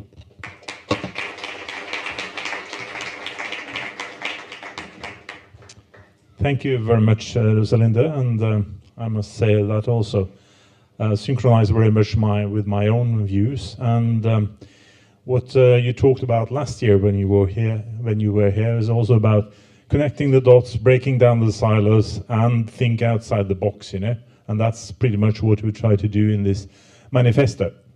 So moving on with the speakers for this panel, I think I'll give the word to the screen actually, and Michael Hübner. Are you ready to give your intervention? Yes, thank you very much, and I hope that the sound is better now when I use It's much my improved, headphone. yes. Thank you. Okay, that's good. Hello, everyone. Thank you for having me here on this panel of your event. I'm regretting that I cannot be in Brussels today, but we are running a 2 days event from our joint programming platform ourselves at the moment. That was the reason that I was not able to travel. But thanks for this opportunity to speak to you online. It's also great to speak after Rosalinda now, because she has already mentioned so many important things, and I hope I can connect to what has already been said.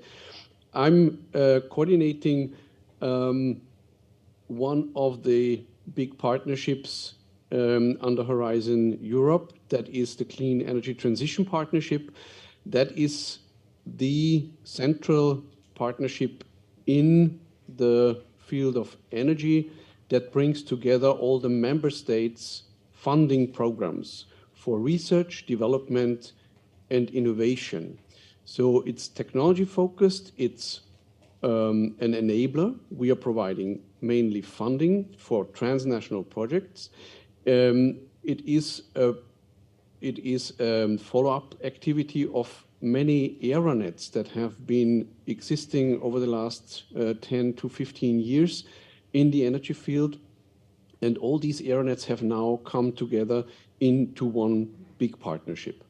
We have more than 50 public funding partners that we are gathering under this umbrella that try to streamline and to harmonize their funding schemes and their programs to initiate and fund transnational projects together. The formats that we are providing are somehow complementary to the European projects. We all know that European projects tend to be quite large, Of course, there's a lot of competition on the European level, and these transnational project formats that the EERA nets and now the co-funded partnerships are providing are complementary to the European projects, not simply in choosing other topics. Partly we have thematic overlaps, but we're able to maybe sometimes also have smaller and slimmer projects.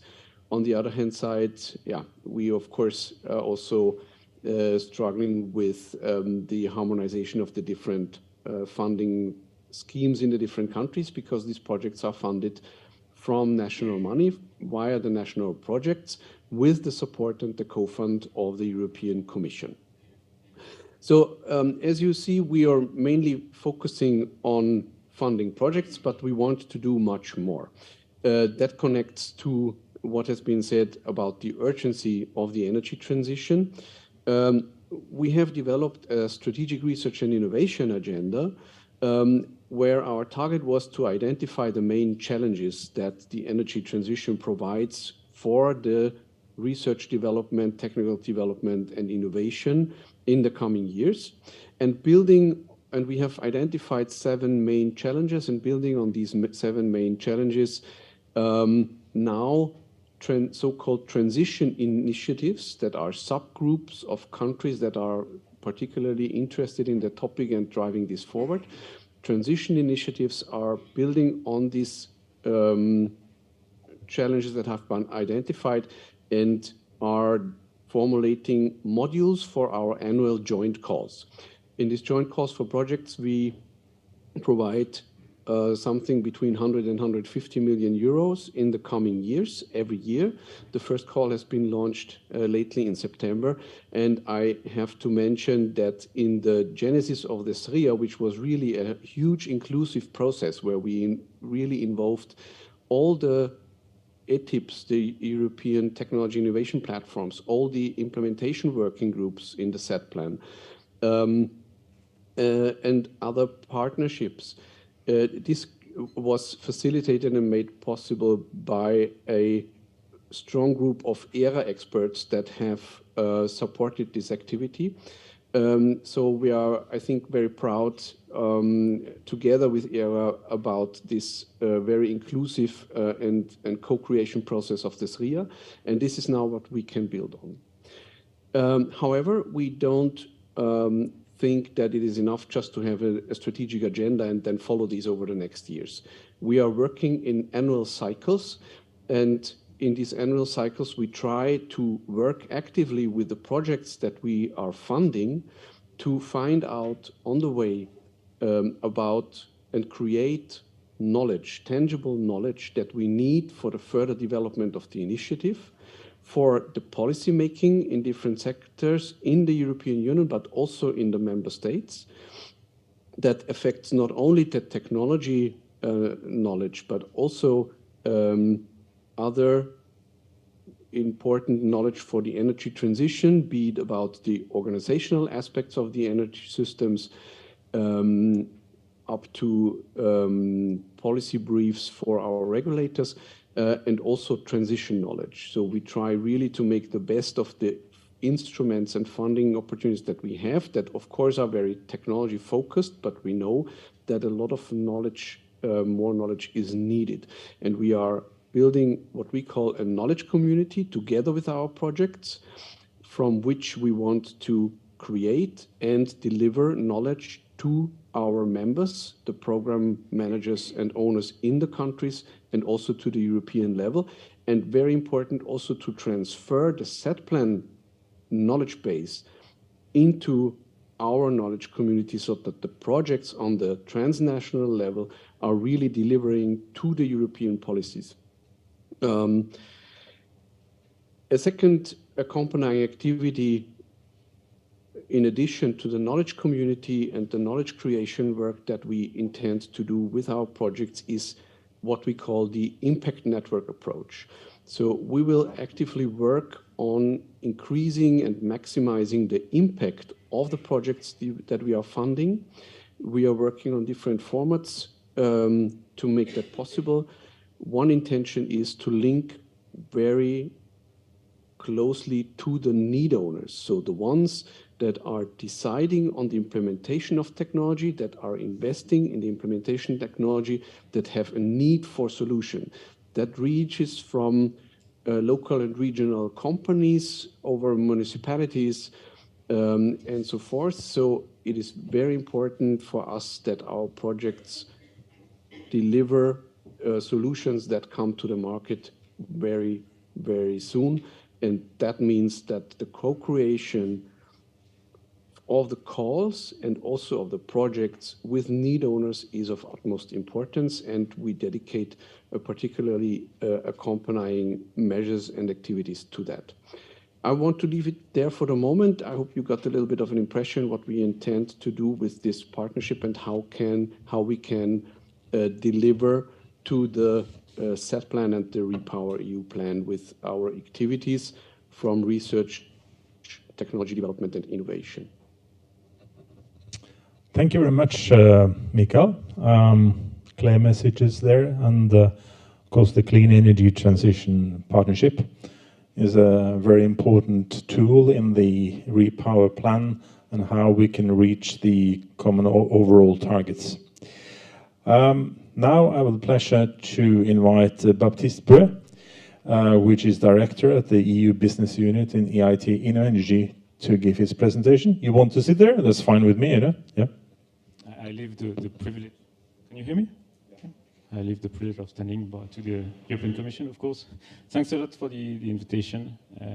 It's great being here. Thanks for the kind words. Also, Rosalind, on the cooperation that we have together. May I start with a couple of words explaining what energy is about, so that it gives you a bit of a perspective on our contribution to REPowerEU. We were created 10 years ago with the mission to accelerate innovation for the energy transition. And we've chosen a model that is to invest very early stage in projects, companies, business cases that have the potential to be brought to scale so that they actually deliver products or services on the market that supports or accelerates the energy transition. So that's what we do on a daily basis. Of course, when you look at innovation for the energy transition, you have these international energy agencies, let's say, famous quote in mind, that 50% of the emissions that are needed to be delivered to reach net zero will be brought by technologies that are not yet on the market. So for this, of course, we look long term, we look 2050. But it's clear that REPower is a very different ballgame. It's a very different challenge. It's been said by many speakers this morning, 2030 is now. And so the issue that we have, at least our standpoint is that REPowerEU, the challenge is about speed and scale. It's not so much about new technologies and new innovations. It's about making the most of what we have at hand and deploy those technologies or those solutions on the market. When you look at REPower, there are many targets around, there's a lot of ambition, and so it's sometimes difficult to grasp what it means in terms of deployment of technologies and solutions. But if you would pick one to grasp a little bit what it means, I would take solar. There is an objective to deploy 320 gigawatts of solar capacity by 2025, 600 gigawatts by 2030. This is more than doubling the rate that is done today. It's an immense task, an immense task. Can it be achieved? It can be achieved. And the good thing is that there is a plan also in REPowerEU. There is the solar strategy to assess the routes for deployment, and also an industrial strategy behind for solar.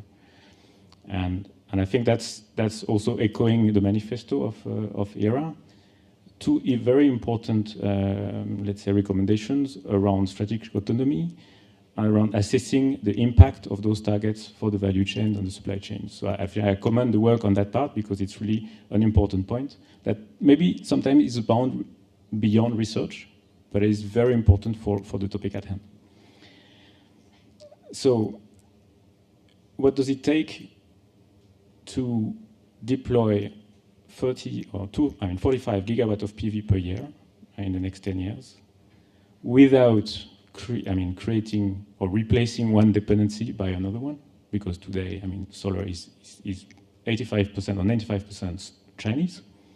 So it takes a lot of effort. It takes a full industrial strategy. It takes innovation, but I say business model innovation, policy innovation, regulation innovation. And we need to create the whole conditions for those new players that will create manufacturing capacities in Europe for PV to be able to take the investment decision now, create those industries, and deploy their products in Europe in the next 2, 3, 4 years' time. So it's a huge challenge. And that's REPowerEU for us. We need to create the conditions for those value chains, energy value chains, to develop and prosper in Europe in the next 2 to 5 years, so that the targets are reached by 2030. So that's a short example of what we need to do for solar, but of course, this is replicable across the board for many technologies. And I'm sure we can discuss in the panel the various let's say elements for it to happen in Europe. Thanks. Thank you very much, Baptiste. That's food for thought there about scale-up. And as you say, this applies to all of the tools really we need to go to the 2030 and not at least for the 2050 targets. And as I mentioned this morning, you were also into the permitting part of it, If it takes 12 years to establish a power line, a transmission line, we're already in 2034 actually. And that's just, we need to cut red tape, that's for clear. So moving on to François Gemet. I know you are keen on the environmental geopolitics and stuff like that, and the Repower plan and REPowerEU plan. So I'm curious to hear your intervention. So please, you want to stay here or be cozy and comfortable? I'll stay here if you don't mind. It's your choice. Well, thank you very much for having me in the panel. There are basically two things that I would like to say. The first one is that I very much welcome the manifesto because I feel we're in a deep mess right now. The whole conversation these past few weeks in Europe when it comes to energy has been about the lack of gas and the lack of oil. In France, there are huge queues of cars lining up to get some fuel from the petrol station because there is a strike with Total Energy. There are many governments advising their citizens to basically cool down the temperature at home, to wear turtleneck jumpers because they're afraid of the winter. How is it possible that a continent like Europe is in complete disarray when it lacks some gas because of a war, when it lacks some oil because of a strike? How is it possible that we are still so much engulfed in fossil fuel that the whole conversation is about oil and gas at the moment when we speak of energy, while we should be speaking of major new investments in renewables? This is a key weakness of Europe as a continent. Not only a key environmental weakness, but this is a key geopolitical weakness. We should not forget that Europe was initially founded on some kind of energy cooperation. CECA, the Economic Community for Steel and Coal, was a form of energetic cooperation. Euratom, about nuclear energy, was also a form of energy cooperation. And therefore, we should ask ourselves, how is it possible that the European Union, that was founded on the basis of energy cooperation, ends up in 2022 in a situation of weakness, of dependency on authoritarian regimes, and with 27 energy strategies that are completely different from one another? How is it possible that the European grids remain so little connected with each other? How is it possible that we have not foreseen the need to build a strong European energy strategy way ahead of the war in Ukraine. What a tragedy it is that it took a dramatic event such a war to make us realize our dependency on fossil fuels was making us weak and vulnerable. I think that now is the time for absolutely major investments in renewable energies, in connecting the different electricity grids in Europe and outside of Europe. And I think now is the time to really launch a major European strategy with potentially a new European Energy Agency or something of the sort that would basically coordinate the energy needs and capacities of the different European member states. I think this is absolutely needed right now, not only for the sake of climate change, but also for the sake of geopolitical stability and security, and also for the sake of the market and the bills. We know that there are so many bills, energy bills, that become completely unaffordable for the consumers and for small and medium enterprises. And of course, we have to spend billions of euros to protect the consumers and the companies. And this is not a criticism. I would have done the same if I had been a member of a European government. But we're spending billions of euros, which are basically a gift to oil and gas companies. I mean, Bruno Le Maire, the French Minister for the Economy, has admitted the day before yesterday that France had spent over the last 3 years 100 billion euros to support customers and companies to face energy bills. These 100 billion euros are ending up in the pocket of oil and gas companies. And this is really a kind of double punishment, because not only are we giving this money to oil and gas companies, but this is money that is not invested in the energy transition and investments for renewables. So we're losing twice here. And this is pretty much the same in every country. Hundreds of billions of euros not only have been lost for the energy transition, but have been given to oil and gas companies. So now is the time for a major political move, for a major European strategy on energy. I mean, that's now or never, really. 2, we cannot be selfish here. And these investments, this strategy, we cannot keep that for ourselves. I mean, if Europe is powered by renewable energies, of course, that would be fine. But that would be pointless if the rest of the world is powered by fossil fuels. As we speak, greenhouse gas emissions from the EU represent roughly 15% of the world total of greenhouse gases. By the year 2030, most likely it will be around 10%. When we reach the term of Fit for 55, most likely European emissions will represent about 2 or 3% of the total of worldwide greenhouse gases. Which means that the battle against climate change will be fought in countries that we don't give a shit about at the moment.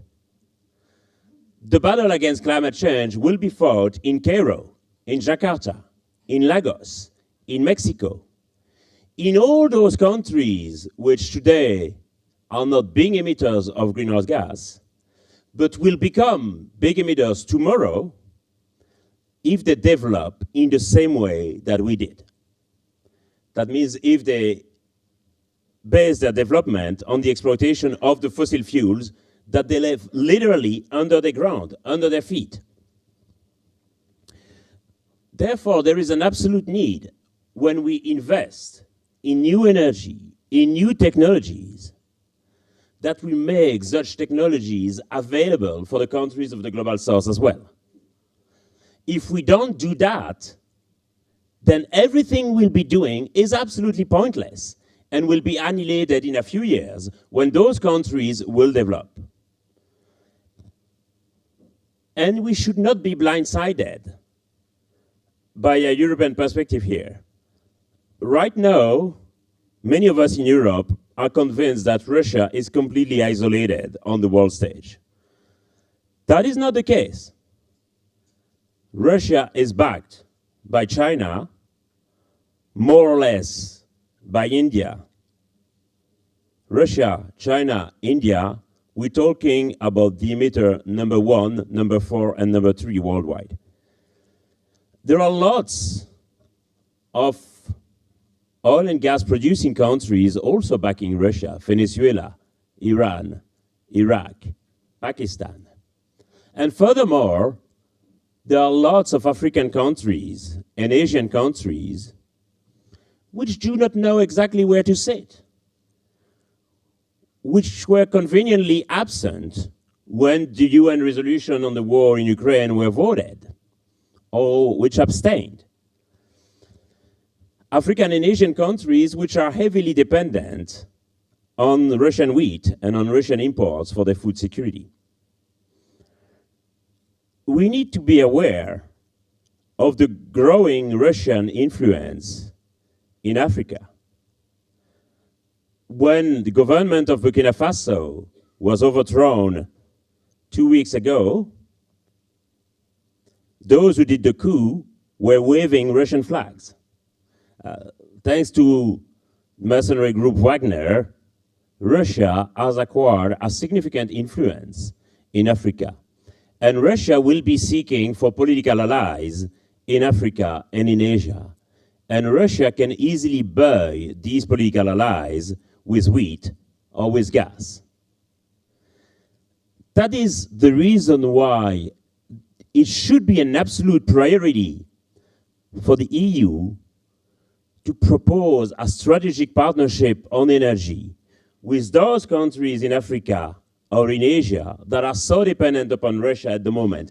If we don't do it right now, and when I mean right now, I mean before Christmas, then there is a real risk that these countries will choose to partner with Russia and will choose a development based on fossil fuels. And if they do that, everything we've done so far to cut our greenhouse gas emissions and everything we will do in the future to reduce our emissions will be annihilated. Thank you.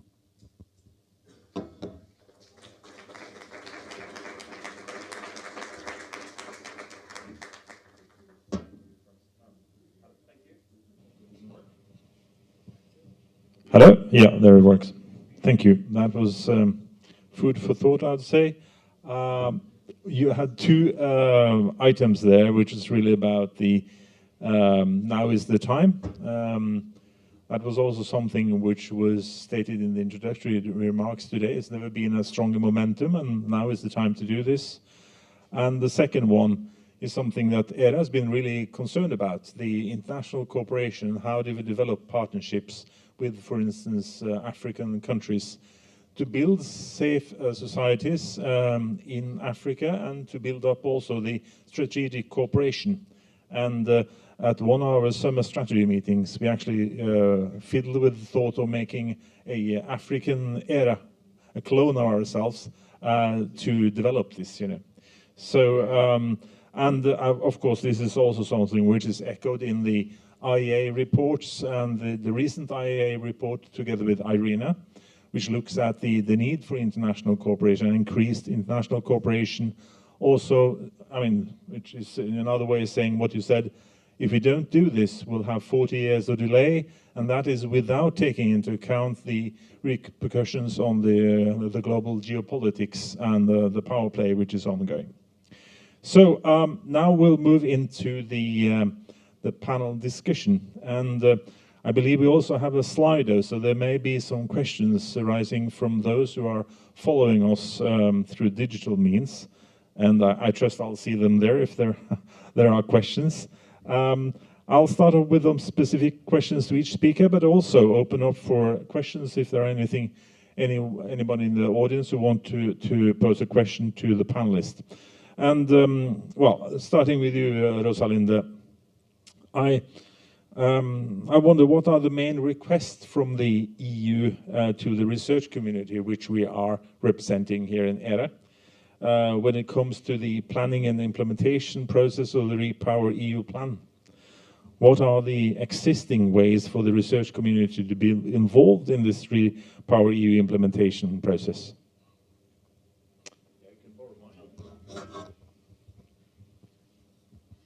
Thank you. Thank you very much. So, I mean, I think it is very clear that we really expect research and innovation to maintain crucial, to also support the acceleration. And I mean, we mentioned here the different time frame perspective. Of course, we have the 2050 perspective, but there's still the 2030 perspective where I think a lot can be done.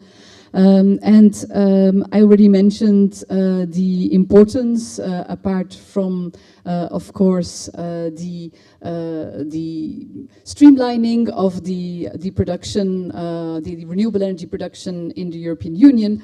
I mean, there's also an enormous need to make sure that we strengthen the entire value chain, which also include, of course, energy storage. And I think there we need, if we also ramp up the production capacity in Europe, also make sure that we have innovative solutions also for energy storage. Then another issue I think that will be very, very important is linked to the raw material dependency and circularity, recyclability. And of course the whole societal dimension, because of course we can all say we need to increase the speed, we need to increase the scale, but in the end what we need is also the buy-in and the support from the European citizens. And I also believe that there is a very important role to play also for the research in terms of behavioral science, skills development, and I think it's really this human-centric dimension that will be very, very important for the years to come. Mm-hmm. Thank you. Thank you.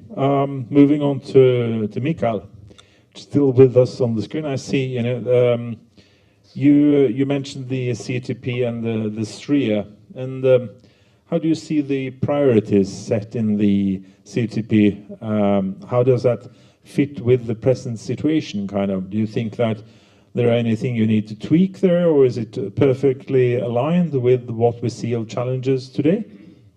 Kind of a rhetorical question, very I good guess. question. Thanks. I think what we really tried with the SRIA process was to put the finger really on the burning challenges. That was, I mean, of course, in 21, when we were launching the SRIA, we were not able to foresee the situation in which we are now. But of course, we had the understanding together with the EERA experts that the situation is becoming more and more burning and the needs are really urgent. Therefore, we wanted really to focus on what are the major challenges in the different technology areas, but also in the system integration areas like integrated industrial systems or integrated electricity or integrated regional energy systems, multi-energy dimension integration and so forth. I think that great work has been done, but of course, if you involve such a huge number of experts and broad variety of stakeholder groups in Europe, it is not easy to prevent that you come up with a quite broad menu. And that is also the reason why I think, this RIA on the one hand side is a really good basis, but I think we can still improve to find out the real burning challenges that need to be solved. Before Christmas will be a little bit difficult, but in the next years, and where RDI has to play a role and to make a contribution. And this is what we try to do in these annual cycles that I was talking before, where we want to really be to the point together with each of these transition initiatives is linking very closely to the European stakeholder groups, so the implementation working groups and the ETIPs. And on the other hand side, we have the knowledge community, we'll have the knowledge community with the funded projects. And we really want to work with them to, on a yearly basis, fine-tune our calls for projects and fine-tune the focus in terms of where are really the hotspots where urgent transition work has to be done, because RDI, of course, on the one hand side has to deliver in the long run, but it has been said very correctly that it's not at the moment about new technologies, it's about the system integration. Of course, bring a solution to the market, but bringing to the market means system integration. on different levels of the energy system. And this is a very important focus that we are having, and where we are trying to work together with all the transition initiatives and with the stakeholder groups on the European level down to the very local and regional level in the member states. So it means that there are flexibility mechanisms here, also in the CTP, which then can change a bit depending on the urgent needs. Because I mean, I know this from my own country. I mean, the research and innovation systems, they are quite rigid and not easily adapted to the imminent challenges, as was also alluded by Francois here, talking about, you know, we should really massively look into the deployment and development of renewables and savings and moderation. So that there are mechanisms in place, you say. I mean, we always have this twofold challenge, but also opportunities. I mean, it is absolutely correct. What we are struggling with on the member states level and in the collaboration is always the instrument. So this is quite not very flexible field to change the funding instruments that we have available in the R&D funding sector. But where we are very flexible is, on the one hand side, the topics that we can define on an annual basis for our joint calls, and the accompanying work that we are trying to do around this. For instance, one of our formats to increase the impact of the projects is our so-called project chain program, where we really try and will try to link up with other funding formats that are available on the European level and on the member states level to go with these developments as close to the market as possible, be it in the format of living labs or the real labs.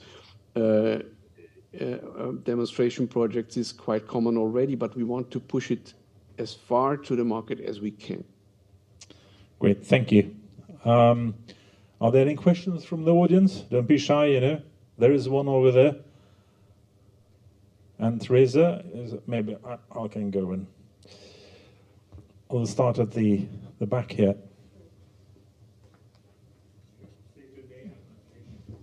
Thank you very much. Baptiste Costamarini from Fluxys. So Fluxys, for those who don't know, is a Belgian gas TSOs who are developing hydrogen infrastructure. What we see, and I don't think it's specific to hydrogen, but it's that we have ambitions that are very clear. Now the implementation or the support, the regulation is very complex. You talk with any international project developer, because here we are talking about bringing technology to the market, to scale. They will say we have really struggles to try to understand. We have split it across so many sectors. We have split it in terms of public subsidy across different levels, and we have a lot of European different institutions. We have then the federal, regional, and I think it's not specific to Belgium. And I would say, how do you, I will go maybe to Rosalinda, how can we streamline this? You talk about synergy, how can we make it a bit simpler? Because I would say, if you look at what happened in the USA, I'm not a fan of always having a comparison, but from an international project developer, of course, it's much more efficient, it's much more simple, and they know really well what is the public level of support. They know really well to who they must ask for support and what is the business case. While here, I think that we spend more time honestly navigating the regulation than actually working on the projects, on the business case, and integrating the technologies. Thank you. I think that was directed to you, Rosalinda. Pace, yeah. Yes, thank you. Thank you for the comments. And I mean, I have to say I agree. I think, especially when it comes to funding opportunities on hydrogen, I mean, I think there are many programs already at EU level, but also, of course, at national level that provide different levels of funding opportunities.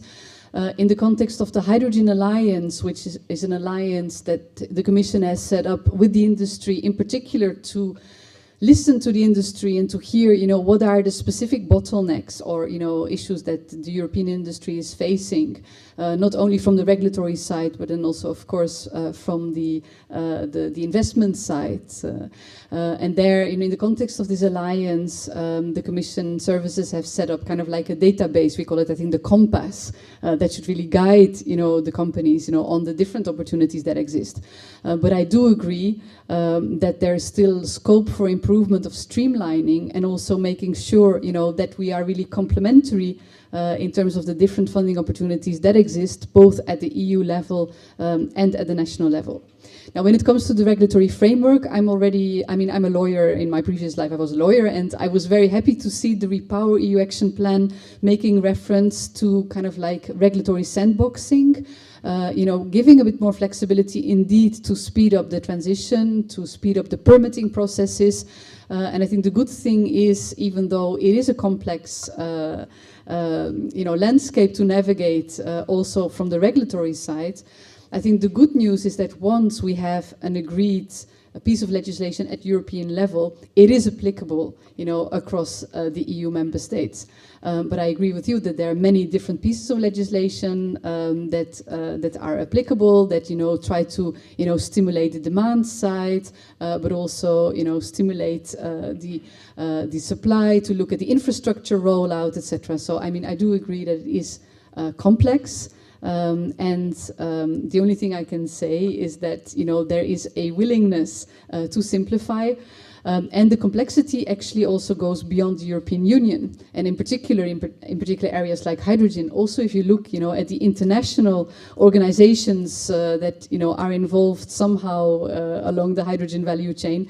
And that's why, as Commission, we are very supportive of the Breakthrough Agenda, which was launched at the last COP, and that published a State of Transition report in the Clean Energy Ministerial Mission Innovation Ministerial meeting in Pittsburgh a few weeks ago, that really for 4 areas, including hydrogen, does a mapping of all the international organizations and activities that take place on hydrogen. And then at the next COP, the Breakthrough Agenda on hydrogen and 3 other sectors will propose also recommendations and actions to move forward, linking these initiatives and finding also better synergies at the international level. But I can, to conclude, I can just say, I hear you, I agree, it is complex, both on the regulatory side and on the investment side. And, we are working on this to make it better and simpler, but we're not yet there. Thank you, Rosalinda. Yeah, we have the competitiveness putting up here. Teresa. Another complex question. So we have seen during this morning that we need a drastic and well-geared change. Coordinated. Europe is possibly in the best position to influence the rest of the world. And we heard about that is now time to relaunch a major, I quoting you, EU energy strategy that really coordinates not only the climate change, but also stability, geopolitical, and influencing the rest of the world. And in this context, I would like to know what is your opinion about the regulation of financing system, and that has a lot to do with the recent launching, not yet put in force, EU sustainable taxonomy. So who was that to? To the panel, or was it to Rosalinda, or whoever wants to address it? Baptiste? Huh?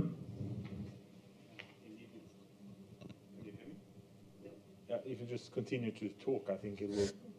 So indeed a very complex question, I would say. A couple of things. Also probably responding to the previous question. I think it's clear that the EU will not make it the US way or the Chinese way. It will make it the EU way.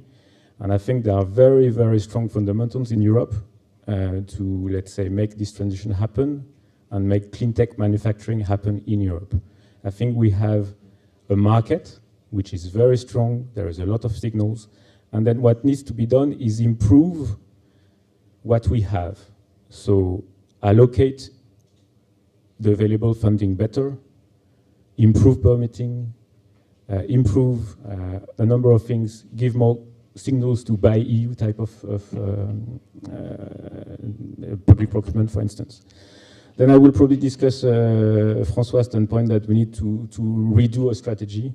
I think there is a point, but I think it's also the risk of losing more time and giving adverse signals to investors that will redo strategies again and again. And I think what we heard recently, that we would revise the market design for electricity, is very welcome, because there is a need to be solved. But you need to understand also that it gives to the electricity market players some signals that they will need to reassess before they invest again. And so it's also a very important point. Then on taxonomy, coming to your question, I would think this is the EU way, for a fact. I think there is a possibility for the EU to set a standard for sustainable finance, but it has to do it fast. We know that it's not as fast as we would hope for, that there are still some technologies or economic activities that would still need to be covered in the taxonomy. And I think the one probably key question to tackle on the taxonomy now is mining, because we're going to discuss critical raw materials, how to access critical raw materials, how to secure their access, how to incentivize extraction in Europe, because there are resources in Europe for the value chains we're discussing in energy. And so we need this visibility to be able to do sustainable mining in Europe and exploit the resource that Europe has. That's part of probably the answer. I have the feeling that François also have some opinions about this. Just my question is, where is the EU Commissioner for Energy? I mean, Kadri Simpson, where is she? I mean, and where is the political leadership? Now, in a time of crisis, you would hope some kind of really strong message. And I feel that the current priority of the Commission, and that's understandable, again, that's no criticism, is to try and patch what's going wrong and to try and make sure that we pass through winter. But where's the long-term vision? This is what we would expect from a Commissioner on Energy. I've never seen a single speech by her. How on earth is that possible? I mean, where's the political leadership here? Right. Rosalind wants to comment on this. Okay, well, I will send you after this event some speeches and more information about Mrs. Simpson. And I think it's very important. I like what he said about doing it the European way. And it was mentioned indeed in the beginning, you know, the European collaboration is rooted in collaboration on energy. And I think collaboration and solidarity is really in the DNA of the European Union. And we have been investing massively through, for example, our programs for research and innovation in the past 20 years in renewable energies, for example. So I think we have done already a lot. We are not starting from scratch. And indeed, now is a moment to move forward. But of course, we are a union of 27 member states, and 27 member states that still decide nationally on what they think would be their right energy mix. I am extremely proud of the current European Commission under the leadership of Mrs. Ursula von der Leyen. She's German, by the way. And because for the first time, we have a long-term strategy, European Green Deal. By 2050, we want to be the first climate-neutral continent in the world, showing European leadership. But of course, our European Green Deal strategy is also an inclusive strategy and not leaving any person or any place in the world behind. So then we had a few crises, and it started with the pandemic. And then there were some people saying, okay, now we will forget about, you know, this longer-term strategy and about our sustainability ambitions because we have this huge pandemic. Fortunately, the European Green Deal maintained the compass and the motor for the European integration and European strategy. So I think let's not cry over spilled milk. This is what my grandmother always said. Let's not cry over, you know, what we could have maybe done better, what we should have done. But I think it is very important to look forward. And I'm still a firm believer that the solidarity that we have in the European Union, that was actually at the basis of the European Union when it was founded, will still exist and will prevail. and will also take us through this crisis. Thank you. There was a question over here as well. Place your name and affiliation, please. Thank you. Thank you very much. My name is Angels Orduña. I am the Executive Director of Aspire, which is the private party of Processes for Planet Partnership. So I agree with many of the things that have been said here. I've found very interesting things also in this manifesto. We would love to strengthen, we already collaborate with Implementation Working Group 6, but we really have high expectations on how said plan is going to be revamped. But I would like to point some things. So yeah, we need the long-term perspective. I totally agree. But at the same time, right now, we are under a crisis that is putting our industry under a survival modus. So how are we going to help them also now? That's very important. That's something I'm missing here, by the way, as an idea on a manifesto on the energy affordability. Because if they cannot afford the cost of energy, some of our industrial plants will be probably closed down in the next months, the next year. And this will mean no jobs for many European people. And this will mean who is going to be able to afford to insulate their own house in a different way? They will not.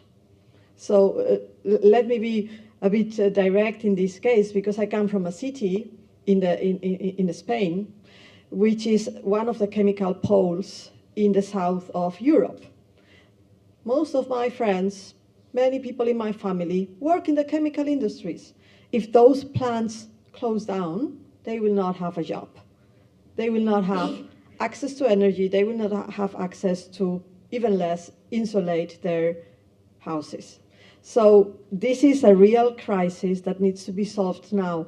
And Europe has its way, but I think Europe needs to accelerate its way. So that's I think, very, very important. Europe has, we are proud to have the biggest program that supports research and innovation in the world. But if we compare it with the number of inhabitants, with the money that the United States invests or China invests, we are behind. So these are real things that we also need to consider, without diminishing the rest that we are doing.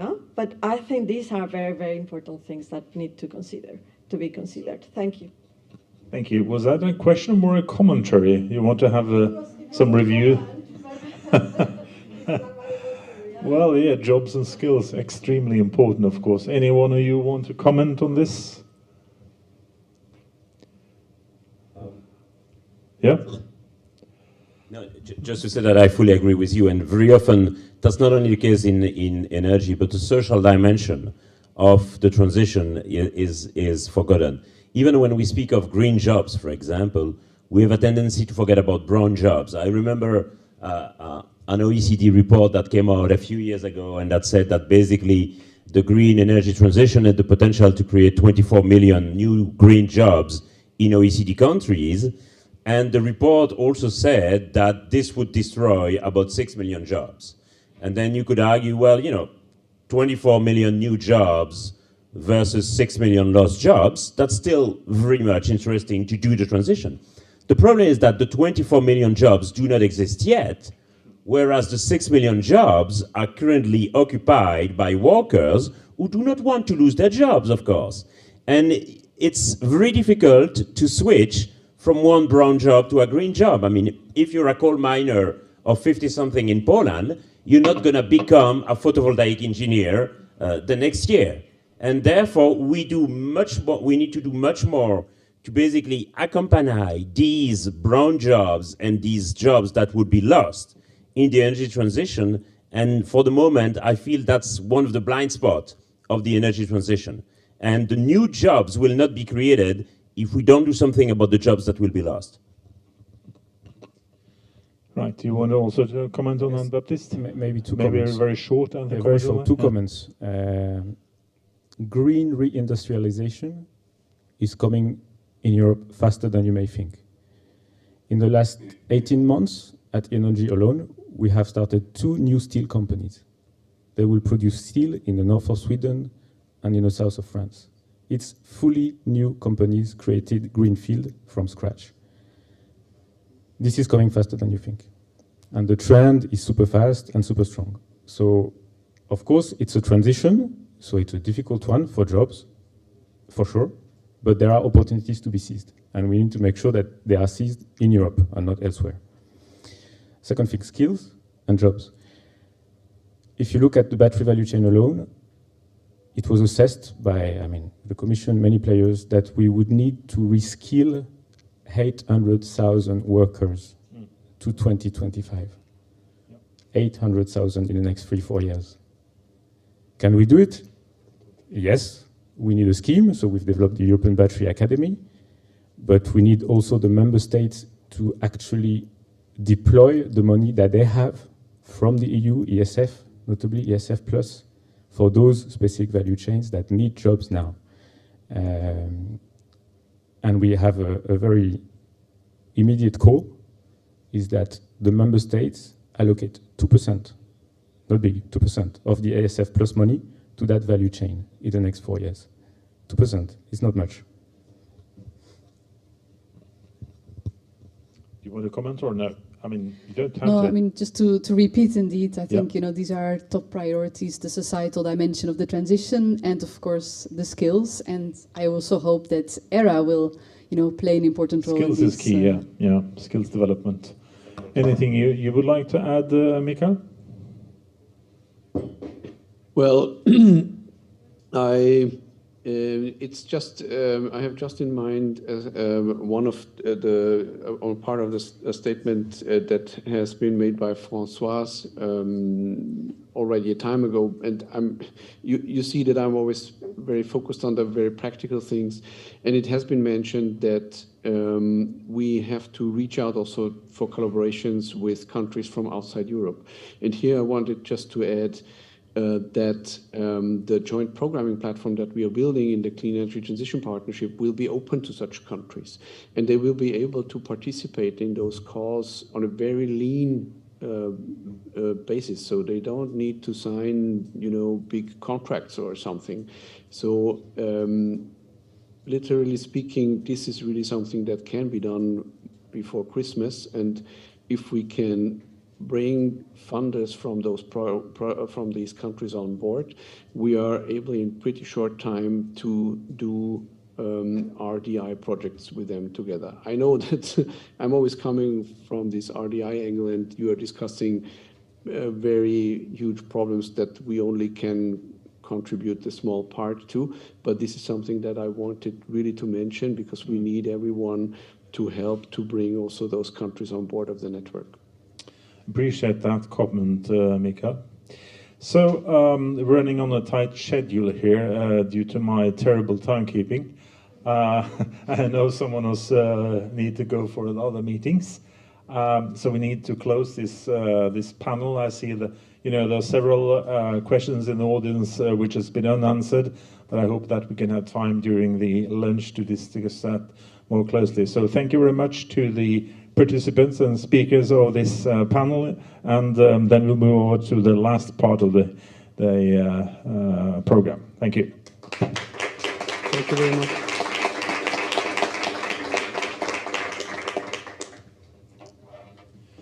So, gives me great pleasure to introduce Teresa Ponce-de-Leao, which is Vice President of ERA, to give the concluding remarks and some reflections upon the day. So please, Teresa. Thank you, Niels. I will try to be brief because we have really a great amount of food for thought during this morning. And I would like to start by referring some hashtags I took out. And we talked about the need to look at demand, at sufficiency, to shift, to have good ways to shift minds, to overarch the whole value chain, to look at people, at skills, leadership, mainly politician leadership, systemic thinking, governance, fairness, and access to financing. We need to be an union, so Europe really needs to work in a common framework to tackle this transition. We started this high-level meeting by the very enthusiastic and very good welcome speech from our president. We talked a little bit about what is EERA and the obligation to contribute to the common energy platform, about the way research sees the activities. We really need to combine long-term thinking with shorter cycles, because now it's the time to implement, and as we have seen, we do not have time, so we have to be fast. Our energy trilemma changed, and in fact, security is in the top of our priorities, although environment didn't change his place. So we had an interesting speech from the IPCC Vice President, and she talked to us about the potential of demand of reducing 40 to 70% of emissions, but also told us about the level that emissions are now. So really we need to deal with how to approach demand, also guaranteeing security of the energy services. All sectors have a role, but this one should be really in the priorities of the governments. So, a key takeaway, it was first minimize the demand. Then we had the presentation of our manifesto, which is the continuity of last year's white paper, and it was pretty much discussed. I think it's really an involving piece of work with a lot of takes from our community, but also from the community outside the European Energy Research Alliance.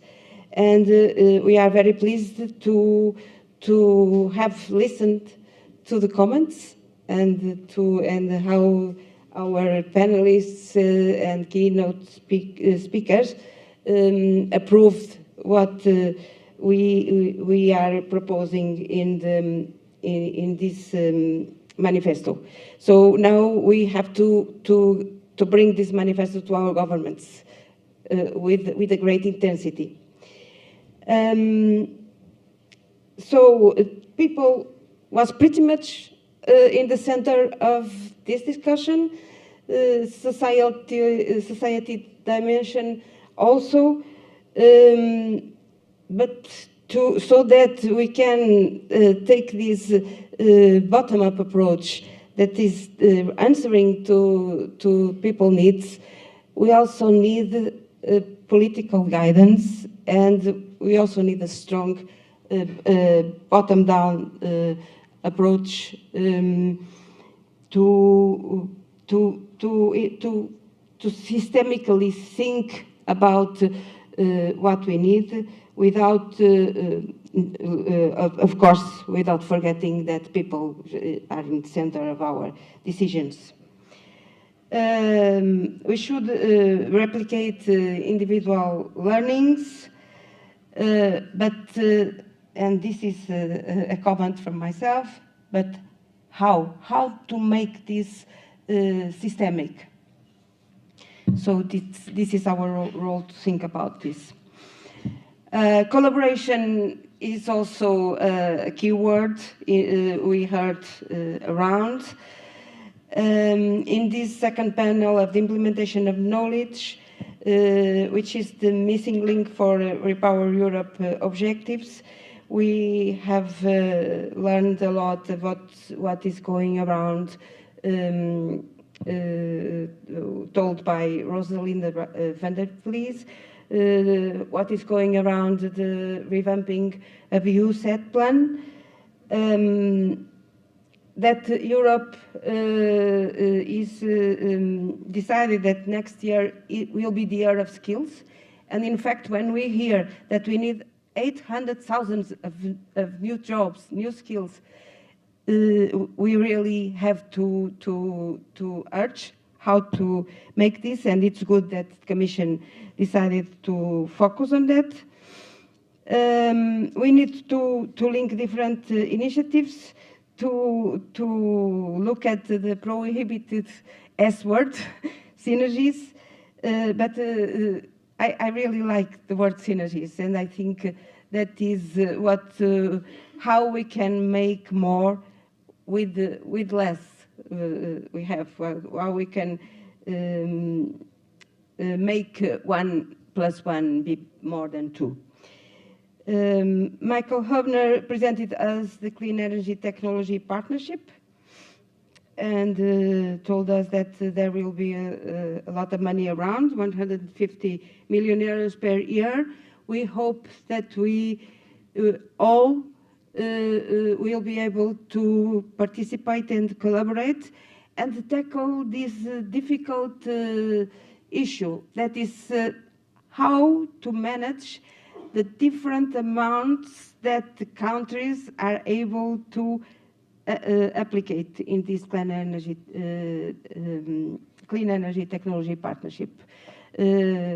Otherwise, the Europe will not, in the end, be really united in the work.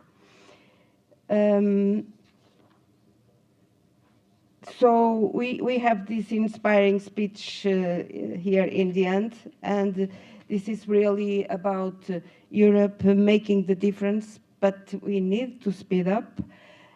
We need not to be so dependent from the exterior, and we need to take common, harmonized, I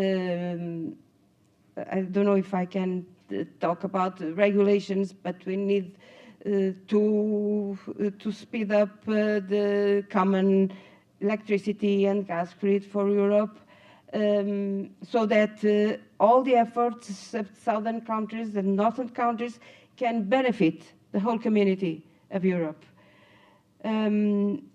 We also are pretty much aware that we are not alone in the world, but we can be the motor of our world. We have better conditions in this organization, and we need also to approach other communities like Africa that has the right to develop.